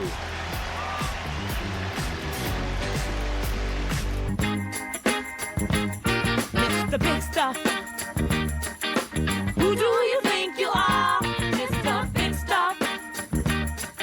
You're never gonna get my love, Mr. Big Stuff. Tell me, just who do you think you are? Lease the new 2025 Tiguan S for $279 a month. Limited inventory available. Carne asada is back at Chipotle. It's our best steak ever. Fresh, no bad stuff. With garlic, cumin, coriander. It's super tender. Juicy. People love it. And it's so good with our new red chimichurri. You're going to want to put it on everything. 10 out of 10 flavor. Pharrell happy performed pregame. Vladimir Guerrero, Hall of Famer, dad of Vlad Jr. in attendance. And Drake on his 39th birthday taken in the ball game. Springer takes ball 1. CNLA Kendrick. Hero from Game 7. Springer's over 1 for 2. They changed that ball in the second inning. First from the fielder's choice to an infield hit. 1 out of 2. One of the 6 hits the Jays have against Snell. Make it 7. His second. And they've been ready for that changeup. Yeah, they're getting more aggressive. They felt out the first 4 innings, and then the last really 4 or 5 batters have been real aggressive early, more like the Toronto Blue Jays.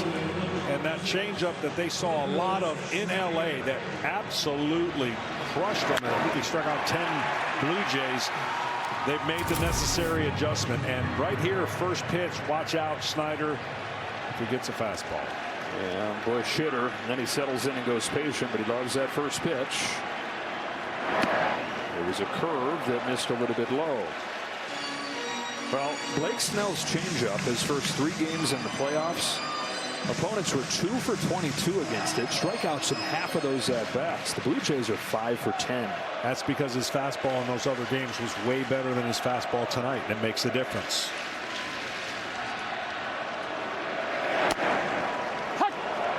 When his fastball command is off, the hitters don't have to respect the fastball as much, so they can sit on a pitch knowing that the fastball hasn't been pinpoint and he's not 0-1, 0-2 on hitters.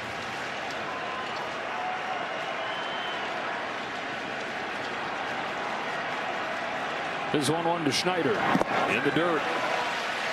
And the height of his fastball really makes his curveball that much better. But when the height of the fastball is not in that strike zone, that curveball, anything they see spinning that isn't in a defensive count with 2 strikes, they're going to spit on it. That's what makes, again, Toronto, they've done a great job not expanding the zone. Pitch count goes up.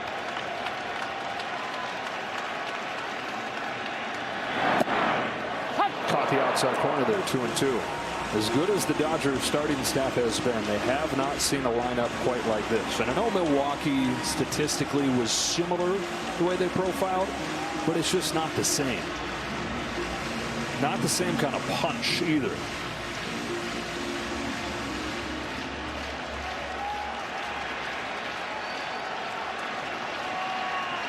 Springer aboard to start this inning, and a 2-2 coming after a toss over there. George showed a bunch of bases during the regular season, but in the championship series last weekend, he got drilled in the knee by a fastball. It was 97 miles per hour, and not feeling the fastest right now.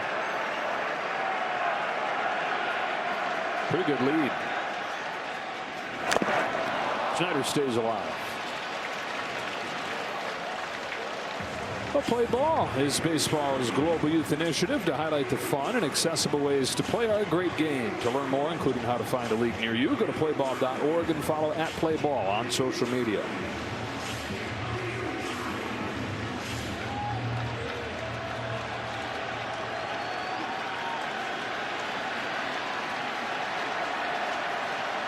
Another 2-2. Schneider on the ground left side. Muncy to second one. And to first. Double play. Second one the Dodgers have turned. And what a big spot to turn that in. Now you get Guerrero with the bases empty. You are not kidding. That was a changeup that stayed up, but he pulls it to the third baseman. See how this changeup, and he gets on top of that. On top of that ball, goes right into the ground. And I'll tell you, Muncy delivered a strike. That's what helps turn that double play. A little help from Freddie Freeman on the back end. And Guerrero, who has reached both times, a walk and a single, stands in a tie game. First one from Snap. Rip and a miss. A rare, very rare swing and a miss from Vlad.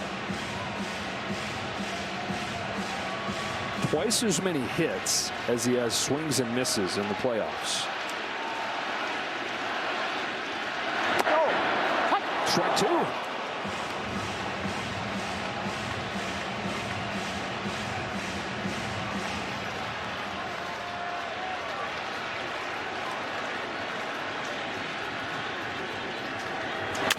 Broken bat on a bounce to Tommy Edman from shallow center field. Double play ball helps Blake Snell face the minimum in the fifth and tied at 2. Any questions? How did you become the captain? Haven't you heard? I'm the Wicked Witch of the West.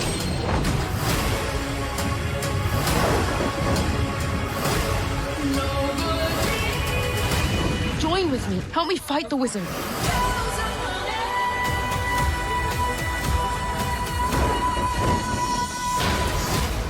Rated PG. In theaters November 21st.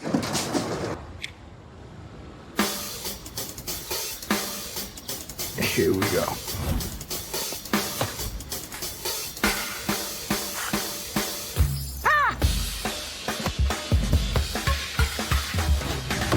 Oh, man. You won't believe where I am. You won't believe where I am. T-Mobile now has the best network. How will you use it? This is the Farmer's Dog Turkey. This is also turkey, but only one is gently cooked to give your dog the nutrients they need without the ultra-processing. Get 50% off your first box only at thefarmersdog.com. Career Scouting Report is sponsored by Indeed. John, break these two teams down phase by phase. Yeah, starting rotation, you're going to give the edge to the Dodgers. Why wouldn't you? What they've dominated so far. And when the offense, you consider everything that the Blue Jays do, they get the check mark for offense. And the power goes to the Los Angeles Dodgers. They just do it better than anybody, starting with that guy. Defensively, Blue Jays are flawless. They play great defense. This one's the one you can make a little question mark. But I think the bulk and the amount of players that the Toronto Blue Jays will use out of the pen gives them a slight check mark because LA wants to condense theirs. Yeah, definitely does feel like that question mark. And the Dodgers just has not been really tested yet because the starters have gone so deep. You've got Blake Snell over 80 pitches, though, 5 innings into this game, and so the pen is going to play a larger role in this one. 5, 6, and 7 against Anthony Dominguez. Teoscar Hernandez 0 for 2 tonight. 1 ball, 1 strike.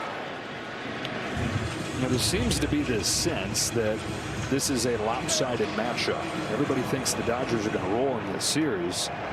Those people haven't watched a lot of the Blue Jays. No, that perception can be reality if you're watching nothing but the Dodgers. You're going to feel that way, and you would have no reason not to. But the Toronto Blue Jays in this postseason have collectively 1 through 9, and just all the assets that they put forth are a tough out, and it's going to be a tough World Series for either team to win. Hernandez on 2-1, swings through a center cut fastball. And these Jays seem to have something about them where they just kind of like being counted out. Not many people thought they'd be any good after they finished in last place. They were below 500 2 months in. The Yankees pushed them down the stretch. They hung on to win the division. And then in the championship series, they lose the first 2 games at home. They fall down in game 7, but they just keep getting up and coming back at you. 2-2. Strike 3 with a pinpoint heater.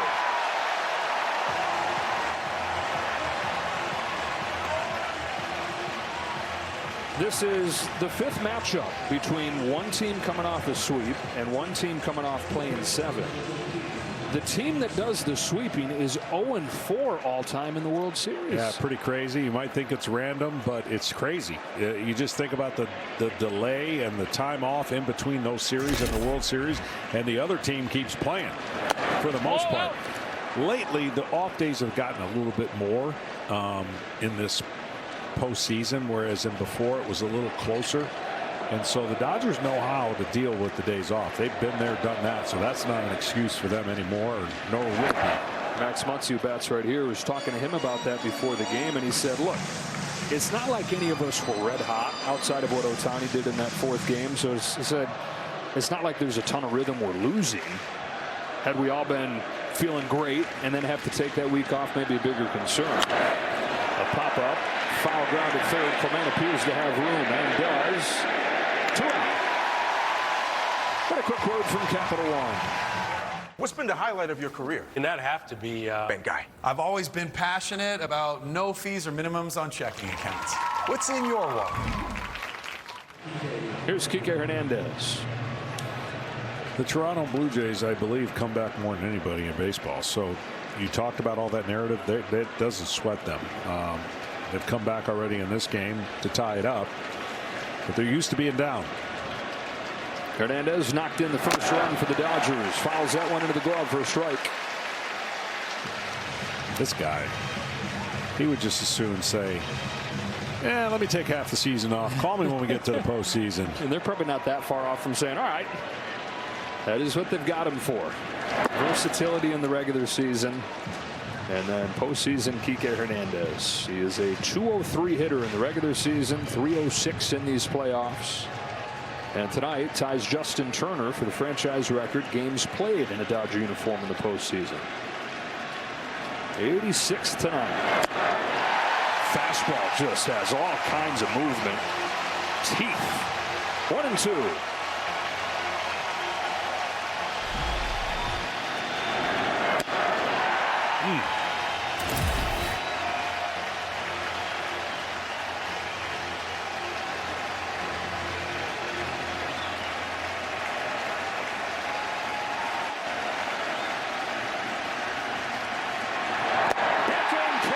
For Sir Anthony Dominguez. Struck out Teoscar Hernandez looking. He gets Kike Hernandez swinging. Middle 6 tied up in game 1. Ever changed a tire before? Don't panic. I'm going to walk you through it step by step. I just wanted to have downstairs. The Blue Jays have gotten 5 hits on that pitch tonight. That's the most that Snell's given up on the changeup in his career. Bichette in his first game since September 6th. Tries to lay off the change and does. Ball 2. Bichette's looking for that middle in that he hasn't seen. Everything's been in off the plate or away. That's why he's hit 2 balls to the right side of the infield. If he gets one middle in, he's looking to launch and pull. 2-0. 3-0. Great patience for a guy who hasn't seen live action in a long time. Simulation games only can do so much. Tracking baseballs can only do so much. In-game live action. Trusting your mechanics. Have a green light to try and break this tie. Pitcher's pitch, 3-1. Mark Pryor on the bullpen phone. Emmett Sheehan has grabbed the ball. 88 pitches for Snell. 103 his last game. Full count.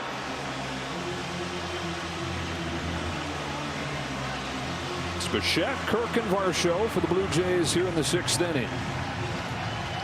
They'll do the same thing they did in Game 7 of the championship series. Come back and win it. A leadoff walk for Bichette.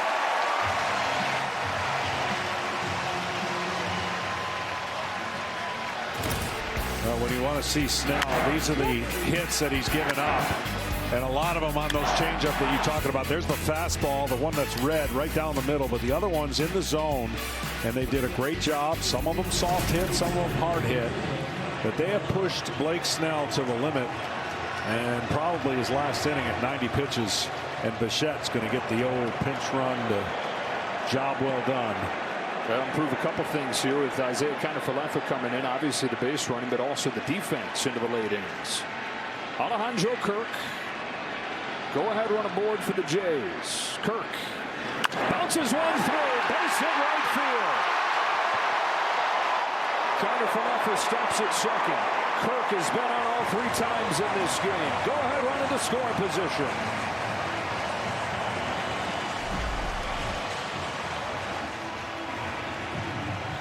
Going to get a mound visit. Another great piece of hitting from Kirk. But I wonder in this situation, even though he hit a home run, Varsho, I wonder if we see a bunt here. After a 2-run homer, could there be a situation where a guy bunts? Well, Toronto is aggressive as any team when it comes to sacrificing. He does not have one this year. He has 5 in his career.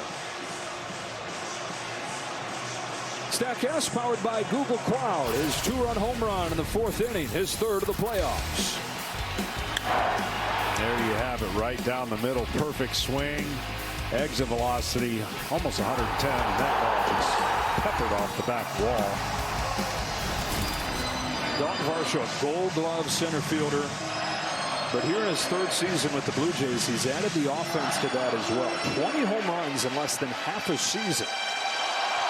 Now, if he's not bunting, which he probably won't, I wonder if you can go up there and sit on a breaking ball, because I don't know if you're going to get a first pitch fastball after what just happened. Sheehan's ready. And Varsho, even though it's a tough lefty-lefty matchup, now 5 out of 10 against lefties in the playoffs. IKF at second, Kirk at first. Muncy in at third. There was a curve, but it wasn't close.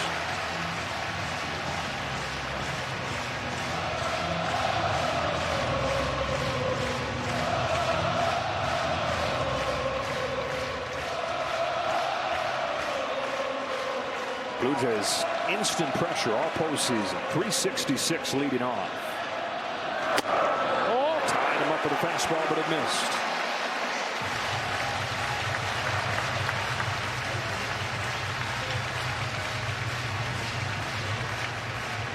You know, he's behind in the count. This has got to be a 2-0 slider. It's a curve and it's dumped back. Get him back in the count right there. 2-1 breaking ball. Yep. Varsho was ready for it. Ernie Clement waits on deck. Sheehan's ready. 2 on, nobody out. A 2-1 from Blake Snell. Varsho swings and misses. 2-2. There was the slider. That was a tight slider right there in the zone the whole time, but never really. Look at that tight spin. Just breaks away from the barrel of the bat. And try to guess as a hitter where you think that pitch is going to be. Yeah, everybody standing. 2-2 on the way. Varsho fights it off.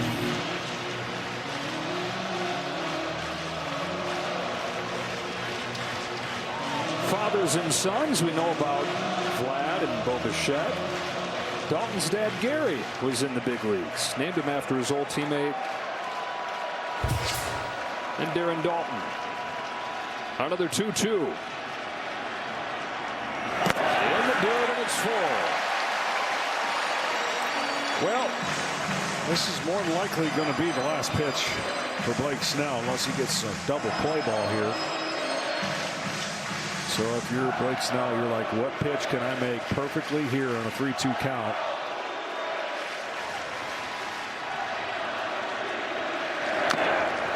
Almost made it. Pretty darn good. Yeah. Great job by Varsho to stay alive.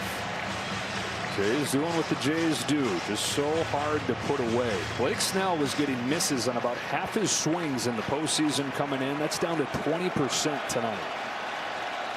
Go ahead run at second, 6th inning. Another 3-2. Curve is drilled down the line. Foul.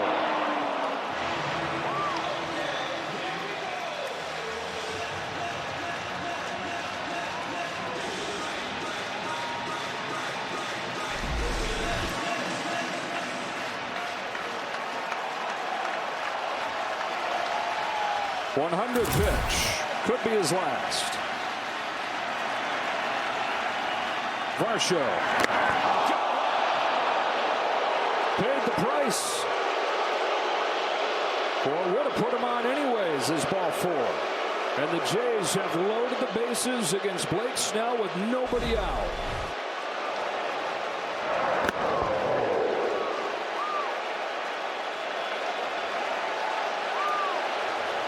That's the last pitch that Snell will throw. And a guy who is historically dominant the first 3 starts of this postseason meets a different kind of match tonight. The Dodger bullpen forced into this game earlier than they're used to this October. Game on the line here in the 6th. Only the ServiceNow platform connects. Emmett Sheehan for Ernie Clement. Tie game, bases loaded, nobody out. Chopper foul. Had to get that out of the way. You knew Ernie was going to be swinging. Absolutely. And Emmett Sheehan, he throws 100. I mean, the ball comes out of his hand and explodes. Started him off with a first pitch slider. These are the situations I say a ground ball to short is a double play, but it's a run. Making contact is what Toronto does well. Middle infield back corners even with the backs. Clement starts his run through. Blue Jays take the lead.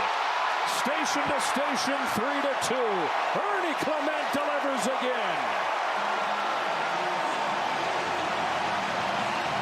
There's just something different about this team when runners get on. Hyper-focused, yeah. Committed to their plan, yeah. But making contact and taking advantage of pitches that don't break out of the zone. Doesn't mean they're going to go on and win the series, but everybody who thought that this was going to be a fairly easy series for the Los Angeles Dodgers, you're getting an example of why it won't be. And the biggest key, go back to what we talked about at the beginning, will be for the Blue Jays to get into this pen. With a 29-pitch first inning where they did not score, they got the ball rolling. I'm getting that pitch count up. Snell leaves the game with nobody out in the 5th inning. And our pinch hitter is going to go up there for Miles Straw. This is Nathan Lucas. You wonder how decisions are made and how decisions based on situations change. And the Dodgers were a moment away from kind of blowing this game open. They could have at any point, but because they only scored 2, it allowed John Schneider to use his pen and this lineup to stay in the game. And now they're a hit away from getting some serious breathing room. And the Jays like what they have coming off of the bench with a righty in the game now. Lucas, normally their 2-hitter. Swings and misses at a good slider.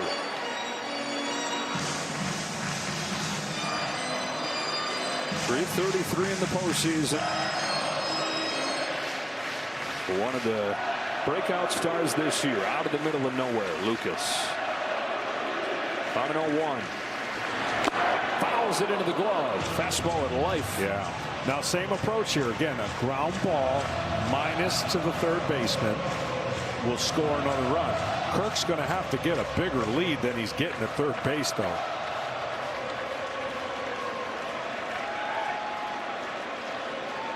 Here's an 0-2.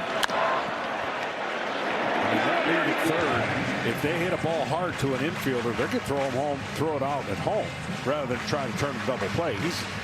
With Muncy that far off the bag, he has to at least get the distance between third and Muncy's distance. You're saying even the middle infielders could come home with it? Absolutely, if he hits it hard enough because of the lack of speed out of Kirk. Another 2-strike pitch. Lucas leaves it up. And at this point, runs are a premium, even though the Dodgers know that 2 runs or less, they're well within the game, and their strike offense with power can get them right back in it. Kirk at third, Varsho at second, Clement at first.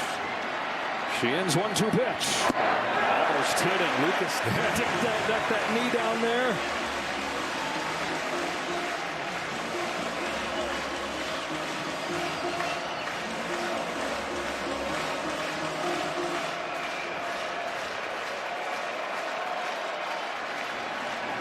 Lucas pinch hitting for Straw.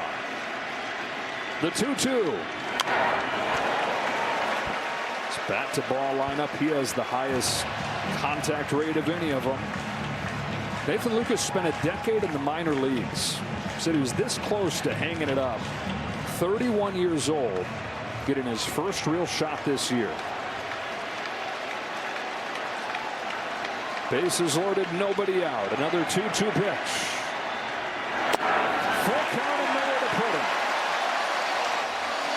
Well, based on the way that he's attacked the first 2 hitters, look for this 3-2 pitch to be a slider, I would think.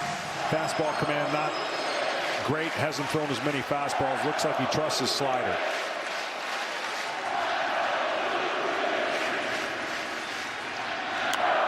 Fastball popped up. Muncy over.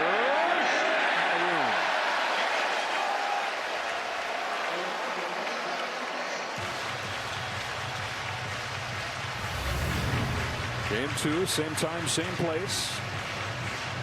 Kevin Gausman for the Blue Jays, Yoshinobu Yamamoto for the Dodgers. There have been 28 foul balls by the Toronto Blue Jays. If you don't think those add up, they do. You see a lot more pitches. Now another 3-2. He's walked in, and it's 4-2 Toronto. Kirk can walk home.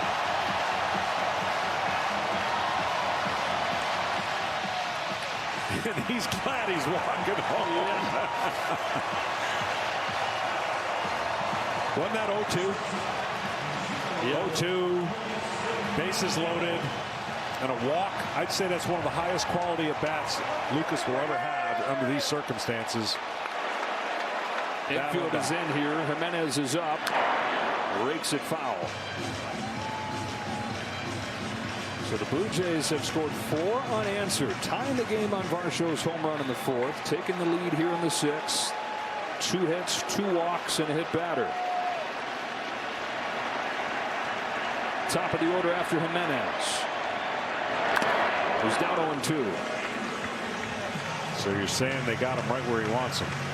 When they were down 2-0, they had him right where they wanted him, right? The way this has gone for these Blue Jays, these 2 teams tied for the most comeback wins in baseball this year.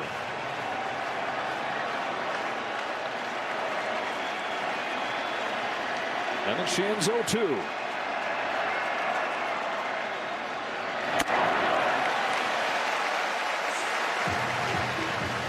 Sheehan did not pitch during the championship series. Dave Roberts only had to use 4 relievers.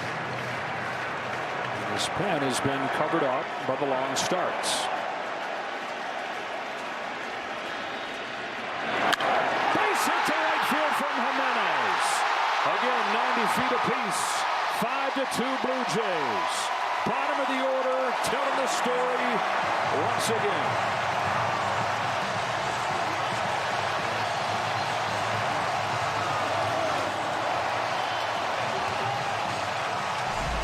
They're tough at home. The splitter there just hung in the zone. They're tough with runners on. And if you talk to their manager, they're tough, period.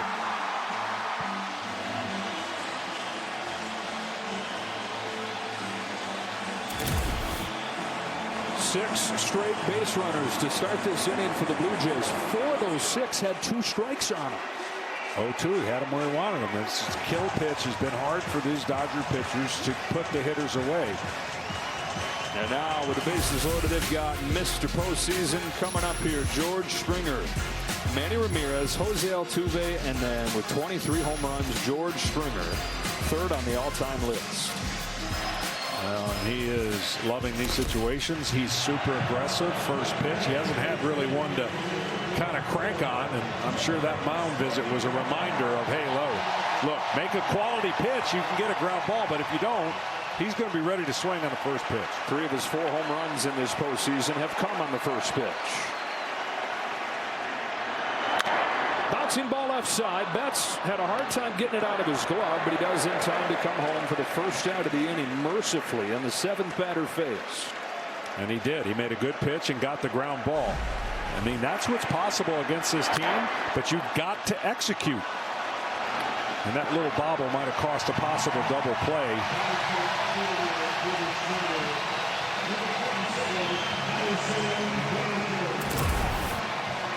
So Betts with a nice play. Another pinch hitter's coming up here. John Schneider sends up Addison Barger.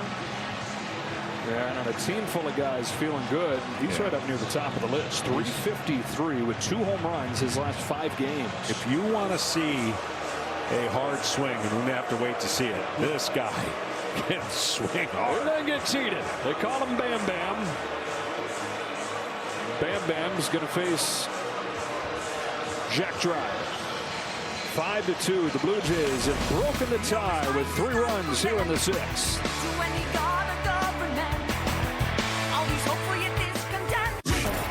It's actually Anthony Banda in for the Dodgers to face the pinch hitter Barger. Lays off ball 1. Here's what Barger wants to do, knowing who's on deck. Fly ball, and even a strikeout's not the worst thing in the world. You just don't want to hit a ground ball double play. And he knows that. He's going to try to lift the ball and keep it off the ground so he can at least guarantee Guerrero up. Fouls off that high fastball. Down to Tom Verducci. Dodgers, as you know, Joe, the top swing and miss team in the National League this year. This inning alone, 15 pitches thrown with 2 strikes, no swings and misses, all runners reach base. Barger ahead 2-1. The bullpen depth lacking for the Dodgers. And they go to Sheehan, who hadn't pitched since the division series. Gave up a run in all 3 games that he pitched in the division series. Comes in here, struggles. Barger sends a towering drive. Right center field. Kiss it goodbye.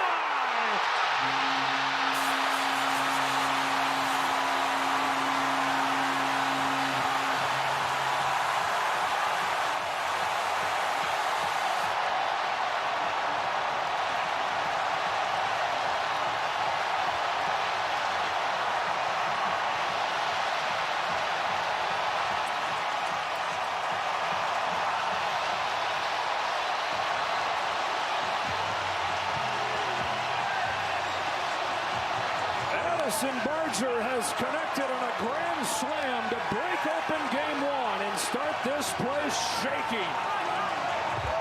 Well, he hit a fly ball, and he guaranteed his teammate was going to come up, and I didn't see a situation where his teammate might come up with nobody on. And that grand slam, wow.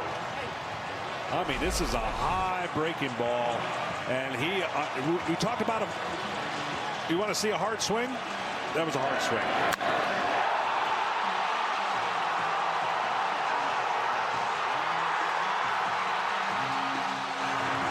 Guy that he pinch hit for. All right.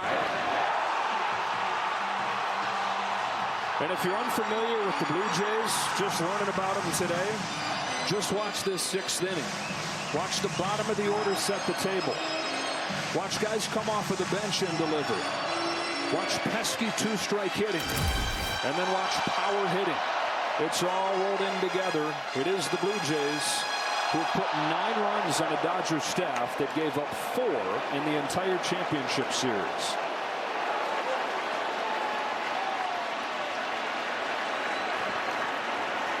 They've batted around. Guerrero Into shallow center field. Here comes Pages. That's down.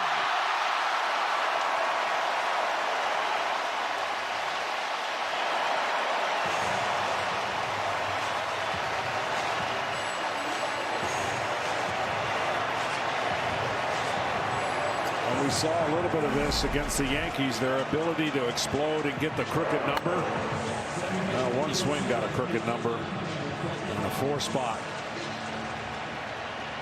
This obviously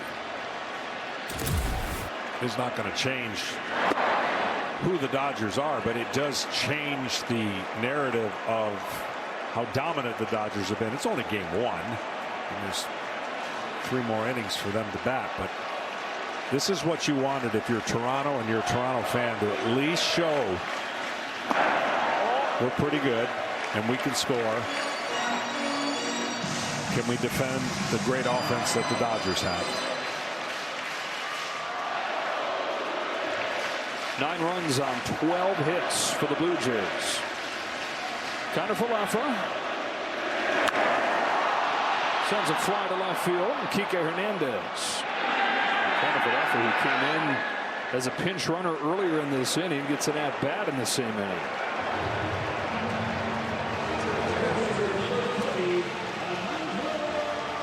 And now it's Kirk, who had a single, it seems like forever ago.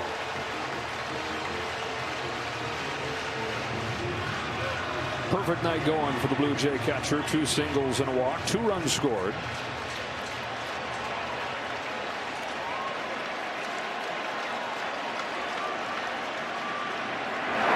The Blue Jays have as many hits as they have swings and misses. Yeah, it's incredible. This guy fits the mold so well, though.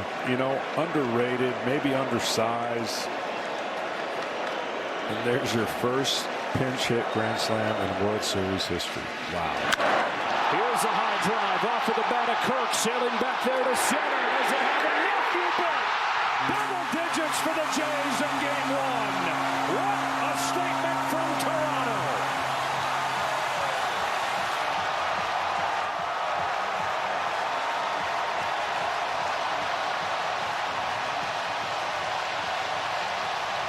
Like I said, he's the perfect guy to talk about what the Toronto Blue Jays kind of do.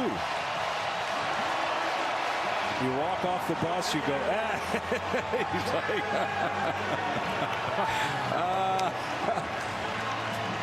he said, I'm going to need a tailor for this.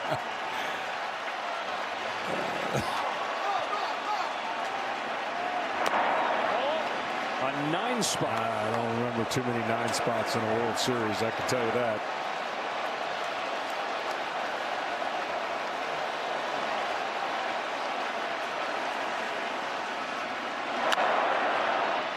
Fly to shallow left field. I mean, this is mind-blowing right here. A Dodger pitching staff that gave up 4 runs in 4 games gives up 9 runs in 1 inning. Addison Barger has his place in history with a pinch hit grand slam in the Fall Classic. They've been waiting 32 years for this. Oh my gosh, they're saying tears are flowing in game 1 in Toronto. We're back after a local word from your local Fox station. No one knows what it's like to be the bad man. As Braden Fisher comes in, faces Tommy Edman, misses in with his first pitch. A 9-run bottom of the 6th for the Blue Jays. That's the 3rd most runs in an inning in World Series history. Tigers did it in 1968. They had 10.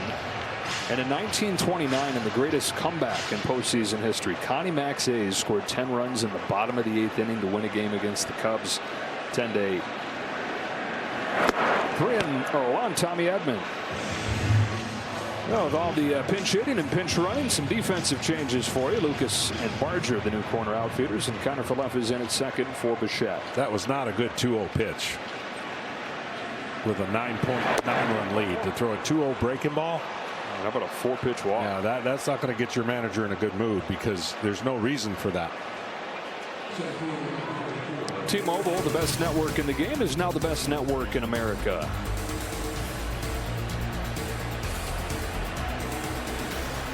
You get a 9-run lead, you got to make them hit the ball all over the ballpark to get on base.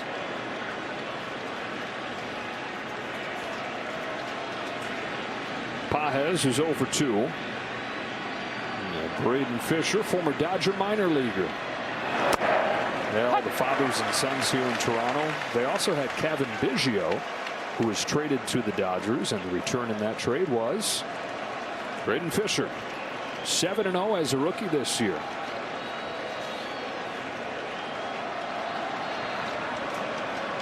Big Reddy's 0-1 to Pages. He is upstairs 1-1.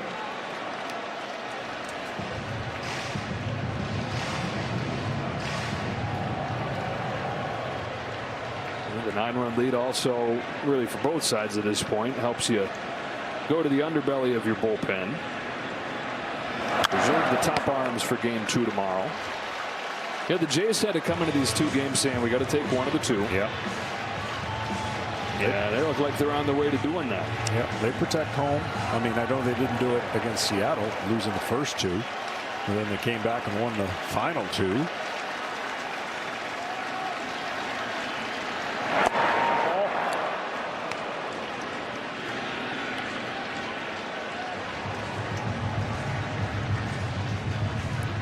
'94 wins this year, first division title in a decade. Getting to the postseason was only part of it, though. They've done that. They just haven't won in the postseason anytime recently. Strike 3 on Pages. In fact, it's their 4th postseason trip in the last 6 years, but they hadn't won a postseason game in a decade. They had lost 6 consecutive playoff games. Wild card round sweeps, 3 straight trips. Chris Bassitt getting ready. So the first thing was just getting that monkey off of the back, winning 1. Bullied the Yankees in the division series. 7 games over the Mariners and a blowout to this point in game 1 of the World Series against Ohtani and the Dodgers. Shohei in this game 0 for 3 and has struck out twice.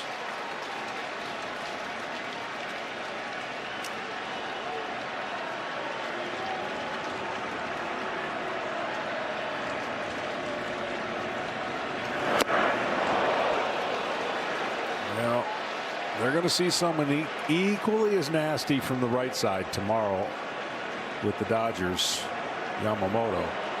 So what they did to Snell, they're going to try to do to the great righty.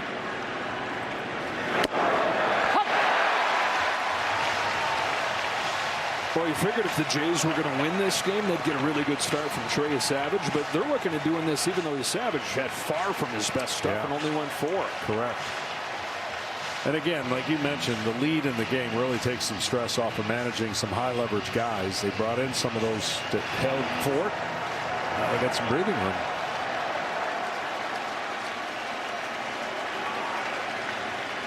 Fisher to Ohtani with a 1-2.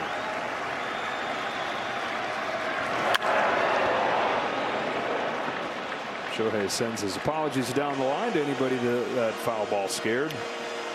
Really got to be careful with the amount of breaking balls that he's showing Ohtani in the middle of the zone.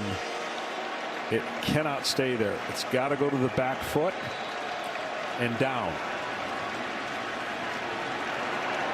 Left it there, hit in the air to right field. Back it goes. It's gone. Yeah. Sky scraping home run from Shohei Ohtani. Left it over the plate, and Ohtani didn't miss. Just can't do that to a great hitter. That's the fastest run around the bases I've ever seen. Right on the heels of Tommy Edman. 4th home run the last 2 games for Ohtani, and it's 11-4. You just see it coming, and it rolled right there perfectly for him, and that swing has been done a lot this year. Is that over 60 now? That is 61. Okay. Well, now it's a 7-run lead. And we talk about easy decisions for John Schneider in the bullpen. Probably doesn't have to get a whole lot closer before that shifts the strategy. Although even seeing Chris Bassitt, that's a guy wouldn't you put in the bucket of higher leverage, even though it's only been a couple times? Or is he still yes and no, just because of the lack of times he's been out there, and this would be a good chance to get him in there, and then you can use him as the series goes longer. If it does, you can use him in the back end and just feel more comfortable with his reps. Still a good chance to kind of validate what you've seen so far. converted starter. It was awesome in Game 7 out of the pen. That's around 2 out. There's the difference. You got to get that breaking ball down below the zone. When you show these great hitters the same pitch over and over and over again, if you don't make this kind of pitch right here, success rate's not very good.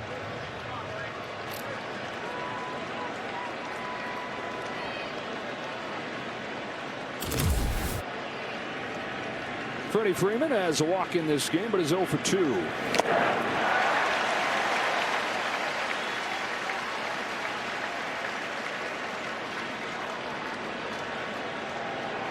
Pitching staff that have been untouchable breaks in a big way in this game, and an offense that has not really clicked. Still had. Look at the home run from Ohtani on a meatball. But this offense has averaged just over 3 runs per game since the start of the division series.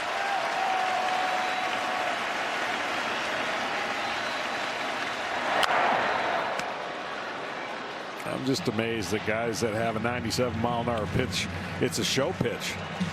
Because the numbers say, oh, you got to spin it, throw your breaking ball, throw your cutter, throw your slider. He's got 97. Yeah, keep him honest. And everybody that comes in seems to have it.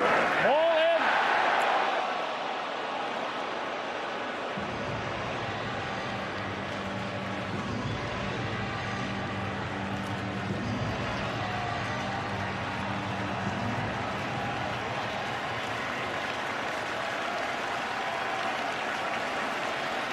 One-two Freeman climbs the ladder to get to that.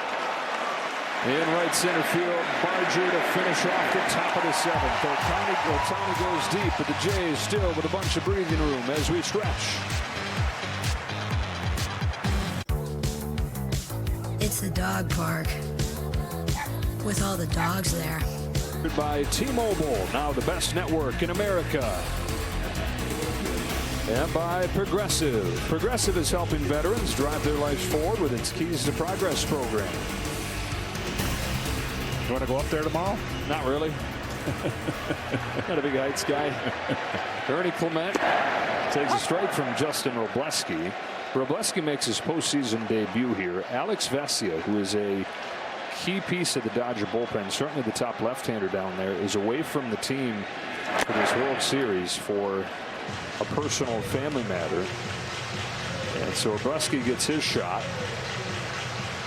Ernie Clement having done it again. 2 more hits today. His average for the postseason up near 500.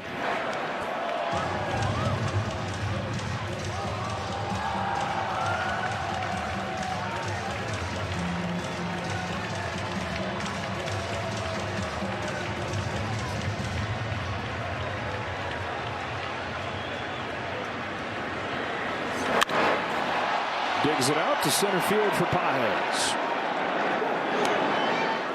One away in the 7th, and time for Fox Foresight, powered by Google Cloud. 8 different guys have a base hit in this game for the Blue Jays, and Google Cloud has given them 26% chance to make it 9. We had all 9 guys in Game 7 of the championship series get a base hit. And Google Cloud powers these insights built with Gemini. So you're saying this guy would be 9? He would. I was looking through trying to figure out who that may be. Lucas doesn't have a hit.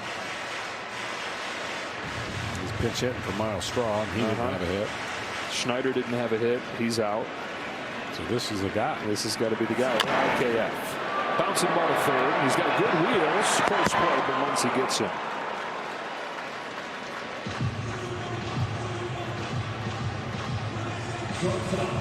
Well, for a semblance of optimism, Dodger historians will look to the 1959 World Series, the first that they won in Los Angeles when they dropped the first game to the White Sox 11-0. Came back and won that series in 6 games. I still can't believe over the stat we just threw out there so nonchalantly.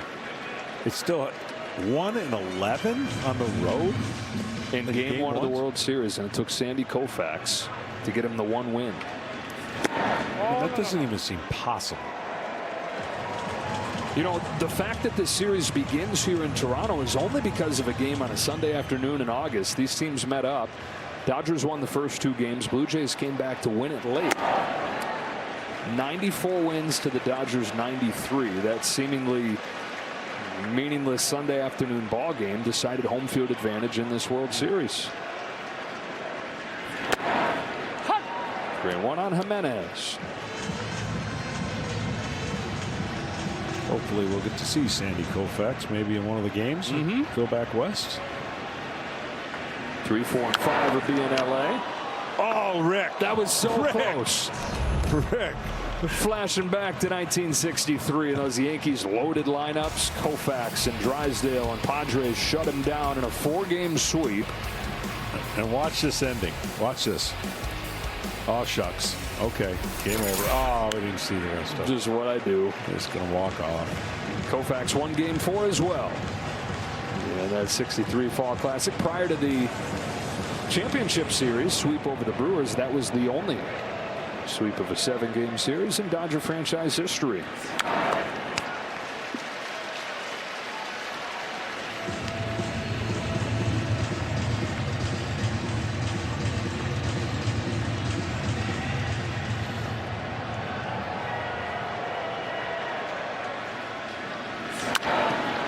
To the second, and Tommy Edman. And Justin Robleski in his postseason debut has a 1-2-3 7th inning. All Blue Jays with 11 consecutive runs. Big swings from Varsho and Alejandro Kirk and Edison Barger.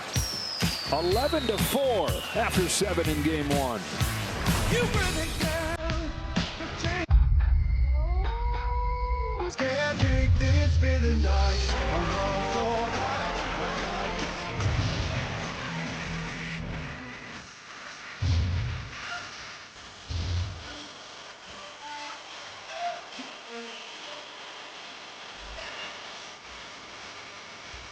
Find your postseason game day fit now at MLBShop.com. 36-year-old Chris Bassett, who missed the last couple weeks with a back injury, is a staple to the starting rotation, but has worked out the pen in these playoffs and was pretty darn impressive with a scoreless 8th inning in Game 7 the other night. Arms, legs, change of velocity, change, spin. He does it all. And he just wants to mess up the timing. There's the slow breaking ball, and he'll throw one even slower. More pitches 75 and below than anybody in baseball. It's a guy that his manager John Schneider says does weird well. Weird works.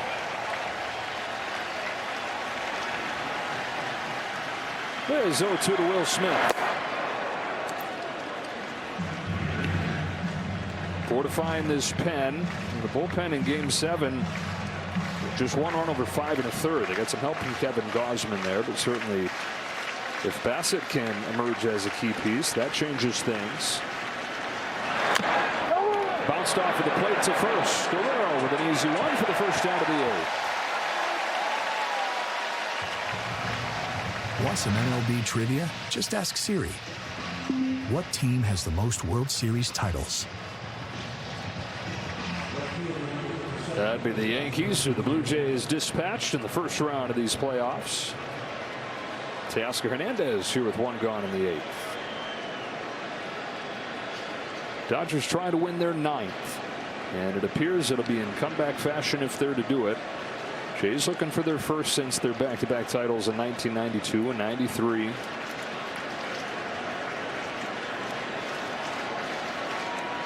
And trying to make the Yankees hold up as the last team to win back-to-back titles. 3 in a row, 98 to 2000. 4 and 5 years.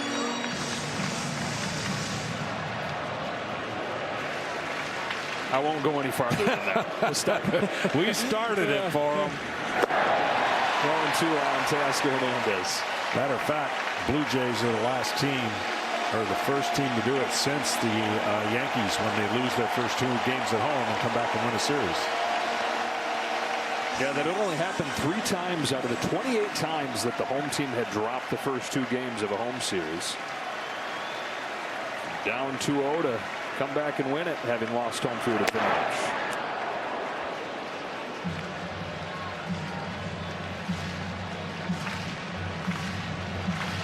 Chris Bassett out of a small town in Ohio. Former Akron Zip.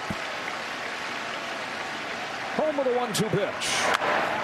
Pop fly, right side and out of play. And Blue Jays fans, I don't think are surprised seeing this. We're not surprised. We've been here all month watching these guys, but I think a lot of people around baseball are probably saying, whoa, what happened tonight?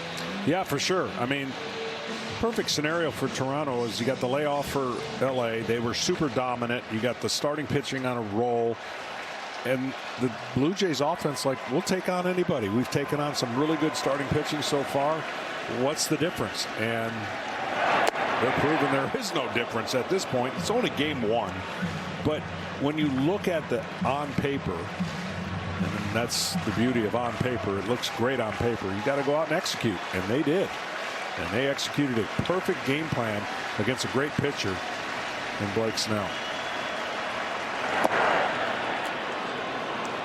They've got their ace going tomorrow, Kevin Gausman, who, why didn't he start game 1? Well, the relief appearance that he made in game 7 on Monday said he was still feeling the effects of that. He wanted to get that extra day in. So Gausman in game 2 and Yamamoto on the other side. Before the series shifts to LA. Game 3 will be Monday there. Yeah, the Dodgers had the Savage on the ropes, and although they got the 2 runs, as we look at the matchup for tomorrow, they could have gotten some more and would change the dynamic of this game. Yamamoto's coming off the first complete game in the postseason in 7 years, back to Justin Verlander in 2018. Gausman, 3 starts in the playoffs, almost identical lines in the 3 of them, 5 2/3 each time. He's not been able to get through that 6th. Strike 1 on Max Muncy.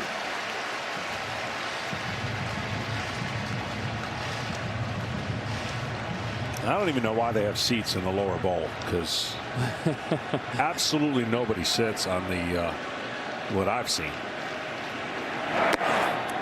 This is the #1 home field advantage in the majors this year. They're 54 and 27 at home. I've told a few people Monday night on that Springer home run is the loudest building I've ever been. Yeah, I agree. You pitched here in the World Series. I thought the Minneapolis Dome was the loudest I'd ever heard at that time in 1991, of course, game 7, but this one kind of trumped it. I mean, this was even louder? Oh, yeah. 92? Oh, yeah. Now, a little different point of view from where I'm hearing the noise. That's true. In the booth versus on the field. That series ended. This is the anniversary of that, with you as the pinch runner at third base. Yeah, in 1992. I was at third base with 2 outs, and Otis Nixon was at the plate, and I was as scared as you've ever been because our third base coach said you got to beat the throw to home because he's going to bunt off of Timlin. Well, he bunted, but he never got the throw to home. It was the throw to first, and tough way to end another one of our postseasons, but Blue Jays went on to have a historic ending the following year, the next year. Louis Varland's up in that Jays pen as a 2-2 comes home from Bassett to Muncy. Yeah, swinging at that whipping curve. Here it is. Oh boy, man, you look fast. I'm nervous now. Did you run so fast though? Oh, I was flying. I was prepared to run him over. Come on, Joe. You did that the next year too. Yeah, that's right. Touched them all. That was the last World Series game played here. Game 6, 32 years ago.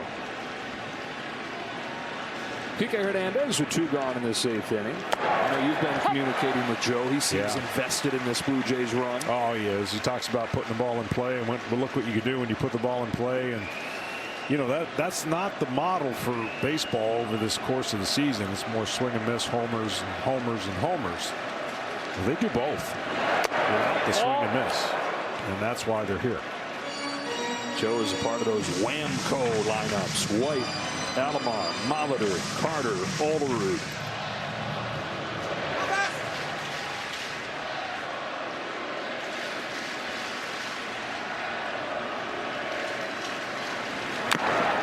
93 team had the top 3 hitters for average in the league: Olerud, Molitor, and Alomar. He didn't tell me this, but if I'm him, I'm probably thinking, come on, Blue Jays, get back there so we can bring back those memories. That's right. Wake up the echoes. Would not be surprised to see Joe make an appearance here at some point in this series. See it. Hernandez down swinging. And the Blue Jays and their fans who have waited. He probably wasn't even alive in '93. Loving it. He was. She was. No matter when they were born or where they're from, they're having a blast in here tonight in Blue Jays colors. This is Judy and Pedro. They just bought their first home and are learning more than an SUV. It's your tour guide and your boxing ring. It's your dugout and your safety check. It's your bedtime. Your big time. And your makeout booth, too. It's more than an SUV. It's your Equinox. Chevrolet. Together, let's drive. Top of the order for the Blue Jays. George Springer comes out of the batter's box swinging. As Will Klein comes on to pitch for the Dodgers. His first postseason game for him, just activated on this World Series roster. Only pitched in a handful of games during the regular season. 2.35 ERA over those 15 innings of work. Yeah, it looks to cover up the final 3 outs of this game. 11-4 the Blue Jays in front, on the strength of a 9-run 6th.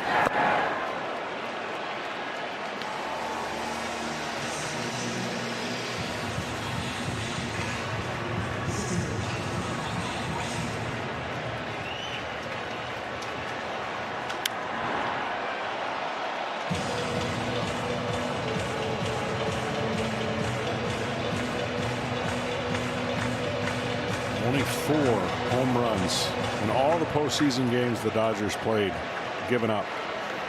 Tonight, 3. Huge one.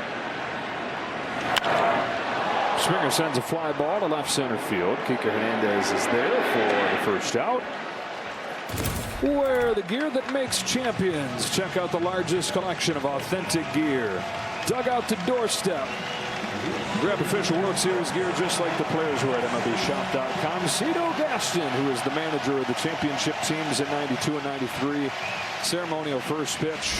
And a guy that tries to join him as a World Series winning manager in Toronto, and John Schneider caught the first pitch. Great hand for Addison Barger. The pinch hit grand slam his last time. Down to Ken Rosenthal. Joe, believe it or not, Addison Barger was small growing up. He told me he was 5'1", maybe 100 pounds as a sophomore in high school. Got another base hit here, Ken. Go ahead. By the time he was a junior, he was 8 inches taller. So the Jays drafted him in the 6th round of the 2018 draft. He was still slightly built. So during COVID, he devoted his time off to getting bigger and developing more power. Listen to this. He went from 155 going into the spring of 2019 to 220 going into the spring of 2021. And now, guys, they call him Bam Bam. That's 70 pounds in a short time. Strikeout Vlad Jr. Addison, the youngest of 3. They all like playing baseball, so their dad built him a field outside their house in Florida. Ouch. Yeah, they were born in Seattle. We were talking about that during the championship series, but then moved to Florida when he was 5 years old, and they had this big, sprawling property. And after a short time there, Dad brought in a real, actual crew to make this amazing baseball field that they practiced on every day. He homeschooled, and so it was baseball training for a lot of his life out there. House was beyond the left field wall. He was a switch hitter and hit the house one too many times, so he had to take his hitting off of the field into the cage that they had, but did all his fielding work out there. Can you imagine that? Your own field of dreams looking out your back door. Gunnar Henderson of the Baltimore Orioles had the same thing growing up in Alabama. Here's a back spinning fly ball to right center field. Pajes says that he has it and does. And now we get a quick word from Loan Depot. Rates are dropping. Now may be the best time to buy a new home or refinance. Check out the site now to see how Loan Depot can help. But seriously, this is only a 10-second ad, so you should get started now. All the Little League dads are getting on the internet looking up places they can call to build fields for their kids out back. 2 out, Isaiah Kiner-Falefa. He's one of the hopes to fulfill the Google Cloud thing. Yes, right. 9th guy with a hit. Off of the bench, pinch ran for Bo Bichette and flied out. Down to 8% though. Yeah, it's dwindling.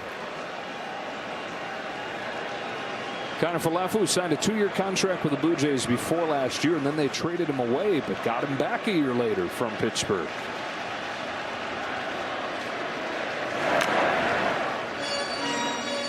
Your team, your players, baseball your way. Follow all the World Series action in the app. #1 app for live baseball.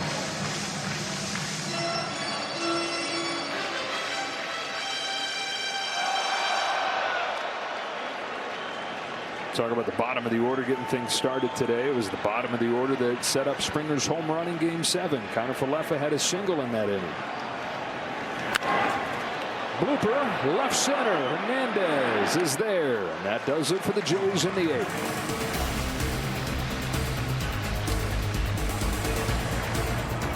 What do you do when things... For our All-Star crew. Started by Kevin Burkhardt, Alex Rodriguez, Big Papi, and Derek Jeter, presented by Strauss. 9 for the Jays in the 6th. You get 9 runs in a game, you're going to win 100 times out of 101. 11-4 in Game 1 as Chris Bassett looks to finish it off, and on one pitch gets pop up here. Kirk with room. Edman retired like that.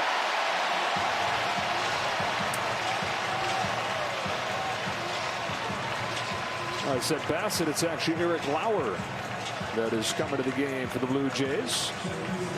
Left-hander, another guy that was a starter for a good chunk of the regular season. And one of the few left-handed options they have down there. Pretty good record there, 9-2. Pajes.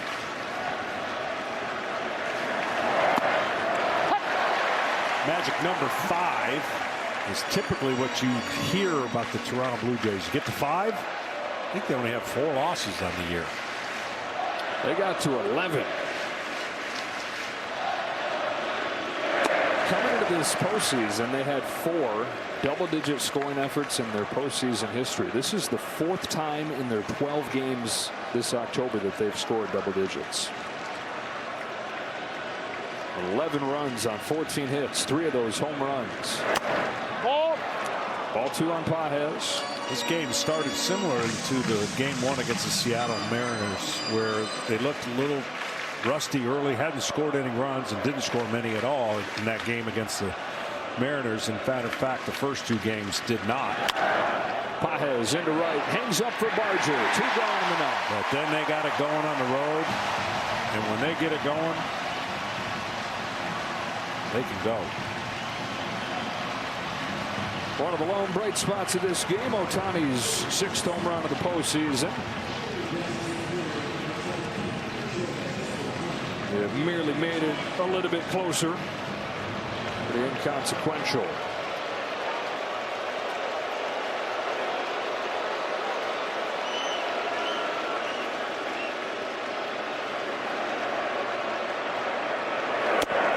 As the series goes on, but part of the reason for the boost for Ohtani is that they were pretty sure they were getting him. Oh, yeah.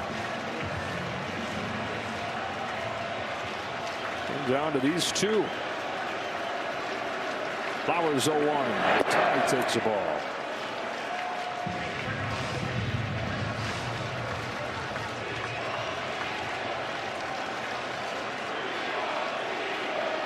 We don't need him is the chant.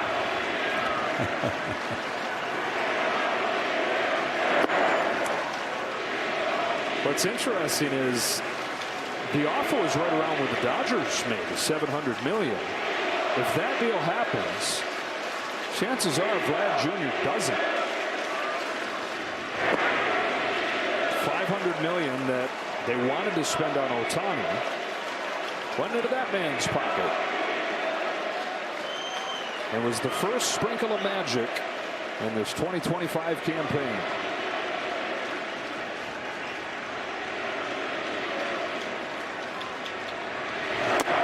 Walk for Ohtani.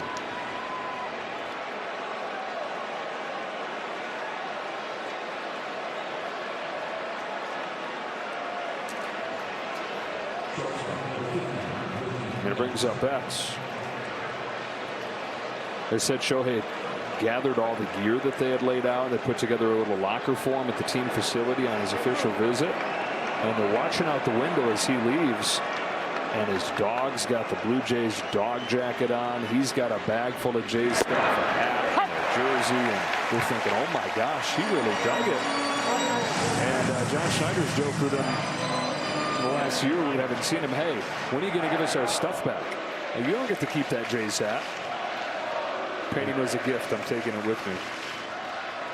Oh, it's close to a pickoff.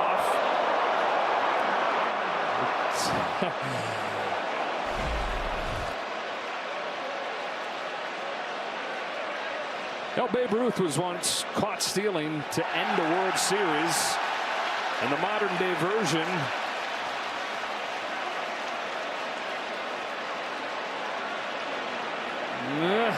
pretty darn close. They're going to challenge. Call at first base.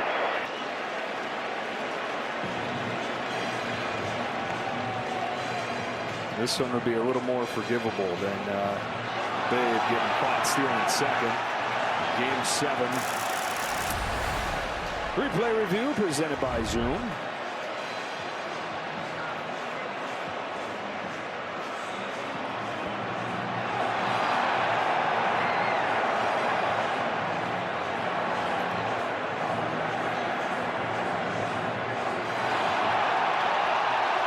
Really close. Call on the field is that he is safe. Do we get an overturned call and a pickoff to end game 1?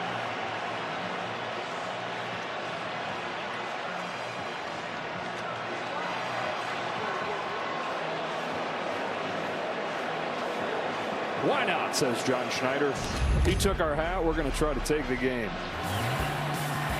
Game 4 of the World Series in 2013. Colton Wall was picked off. Ohtani will not join that reel. He's safe.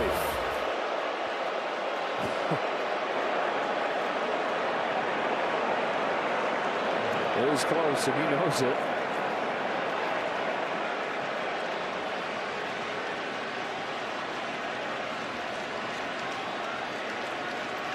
It was just a good move. He wasn't trying to do anything. Matter of fact, he kind of stepped back and thought he was going home, and then came to first. 0-1 on Mookie Betts. Hitting a walk in this game for Betts, but a run scored. The run that he scored in the 3rd inning made it 2-0 LA. 11 straight for Toronto.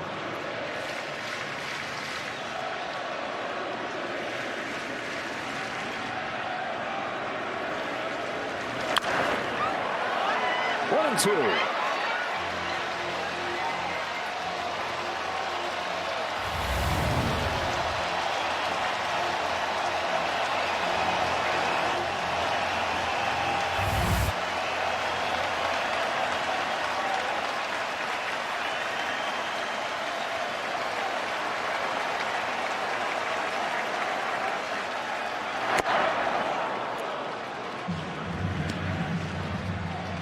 Get ready for the splitter tomorrow. Kevin Gausman, Yoshinobu Yamamoto. Two guys that throw it as much as anybody. Nasty ones. Pitch of the playoffs.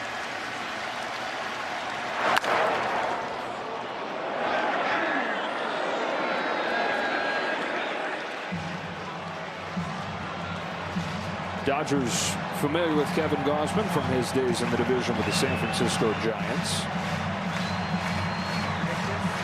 Yamamoto did not pitch in that series in August.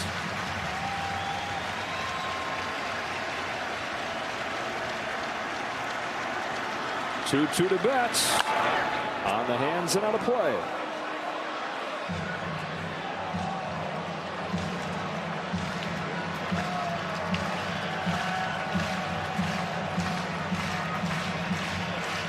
Only 4 innings from Trey Savage in this game.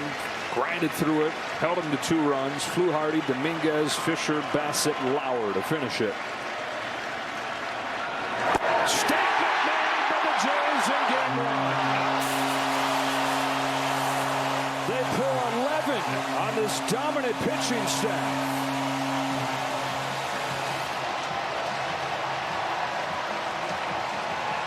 A lot went right. They got their superstar Bichette in the game for 6 innings. He contributed. There you see the stats on a sweep versus 7 games series. Well, we mentioned that the 4 times that one team swept a series and the other played 7 met head-to-head in the World Series. The team that did the sweep 0-4 in the World Series. Not just 0-4 in the World Series. They've only won 2 games total in those 4 World Series. John Schneider's team just keeps on going. 11-4 over the Dodgers in game 1 of the World Series. First World Series game in Canada in 3 decades. And they did not disappoint. All around great day. What a great start. National anthems that were sung. The electricity in the stadium. It was dimmed there for a little bit, 2-0, and then it went crazy. Started with Varsho's home run that tied it, and then the 9-run explosion in the 6th inning. Dodgers now 1-12 in World Series game 1s on the road in their franchise's history. So if they're to repeat as champions, it'll be in comeback fashion this year. Down to the field we go. Ken Rosenthal. In a moment. As much as I love Ken, we're going to do Tom Verducci first. Well, thanks, Joe. Ernie Clement, I want you to describe for me what happened in the 6th inning. 12 batters came to the plate against 3 different pitchers. 9 runs scored. No swings and misses on 2 strike counts. Yeah, I mean, that's the epitome of our offense. It's a collective effort and everybody just doing their job. Tell me about the atmosphere here tonight. These people have waited 32 years to watch a World Series game. You have the best home field advantage record in baseball this year. How much of a factor was that tonight? Yeah, it's been special. You know, they bring it every night. It's the last few months, honestly. They've been selling this place out and giving us a ton of energy. So we're lucky to have these fans. It's a 7-game series. You're out in front with Kevin Gausman taking the ball in game 2. How do you like your position? Yeah, that's the guy we want on the bump. We just got to keep rolling. Thanks so much, Ernie. All right, Tom. Thank you. Back to you, Joe. Many swings, few words. Ernie Clement. Guys getting ready for the post-game show. All Blue Jays in game 1, 11-4. Taking down the defending champ. After the break, the Strauss postgame. Kevin Burkhardt and the guys take over. Recap game 1. Get you set for game 2. Yamamoto for the Dodgers. Gausman for the Jays.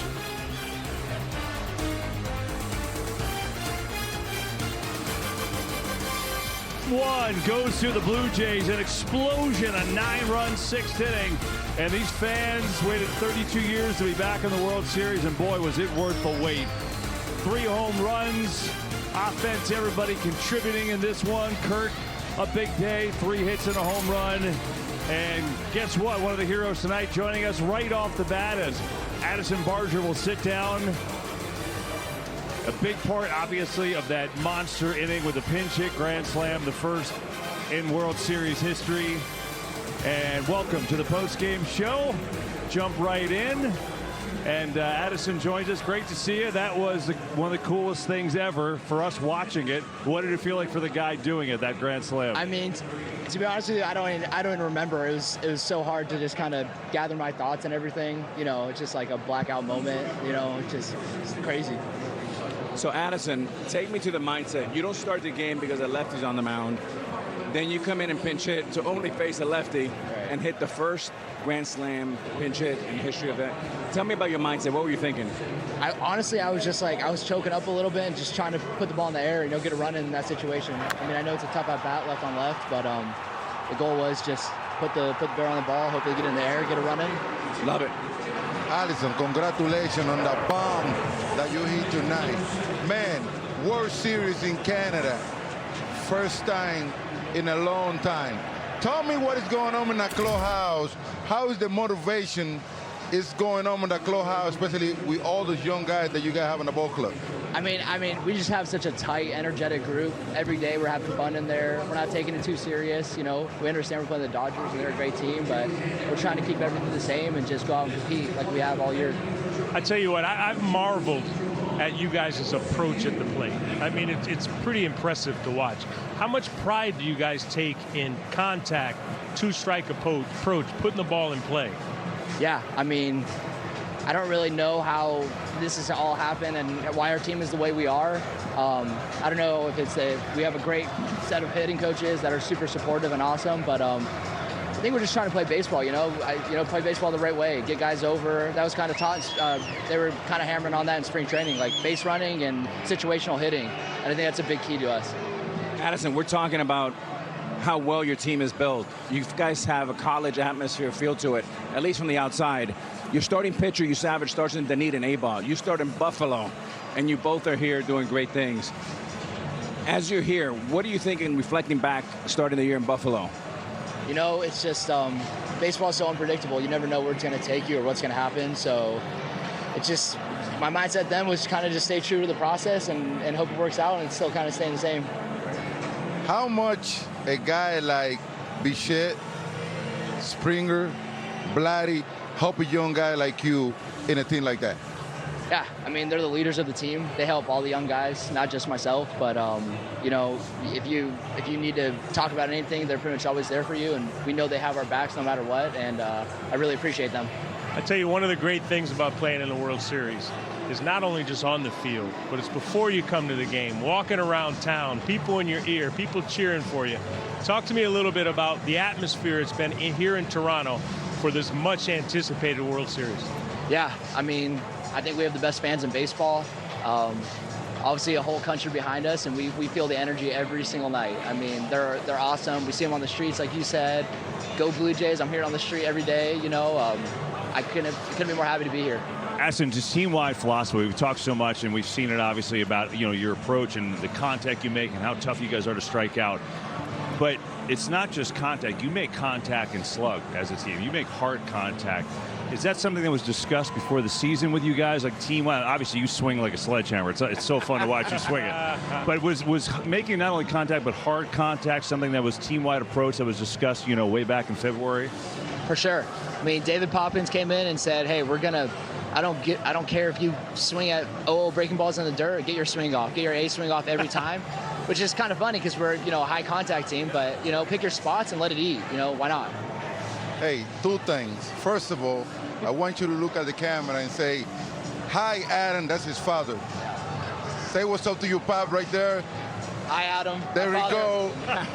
Second of all, no, I know what I'm talking about. I like it. That guy. Second of all, this guy have a home in the Dominican Republic. Just so you know, now you need to go to Casa de Campos, okay? Okay. I'll take you there. Don't worry about it. Win the World Series. What about this first? All right, sounds good. A pretty good day for the Blue Jays and this guy, Addison Barger, pinch hit grand slam. And by the way, hold on. We got a present. I only give this shirt to the bad guys. There you go. It's official. Mato. You Mato, boy. Addison, hey, don't feel not like... even Bloody have one yet. But don't feel like you have to wear it. You got Boston around. You don't have to wear it, man. It's going to be tough. He already know. He know, Poppy. Addison, congrats. That was awesome. Enjoy it. We'll see you tomorrow. Great job. Hey, Addison Barger, man. pinch hit grand slam for the Blue Jays and a big Game 1 win, a 9-run sixth inning. Unbelievable. And so Game 2 tomorrow, 7 o'clock Eastern, our coverage, our Fox, and obviously the Blue Jays strike first with a 1-0 lead over the East Dodgers, doing what they do. They win at home, they come back, they did both here tonight. Stay tuned for your late local news, except on the West Coast on Fox, and for continuing post-game coverage of the World Series.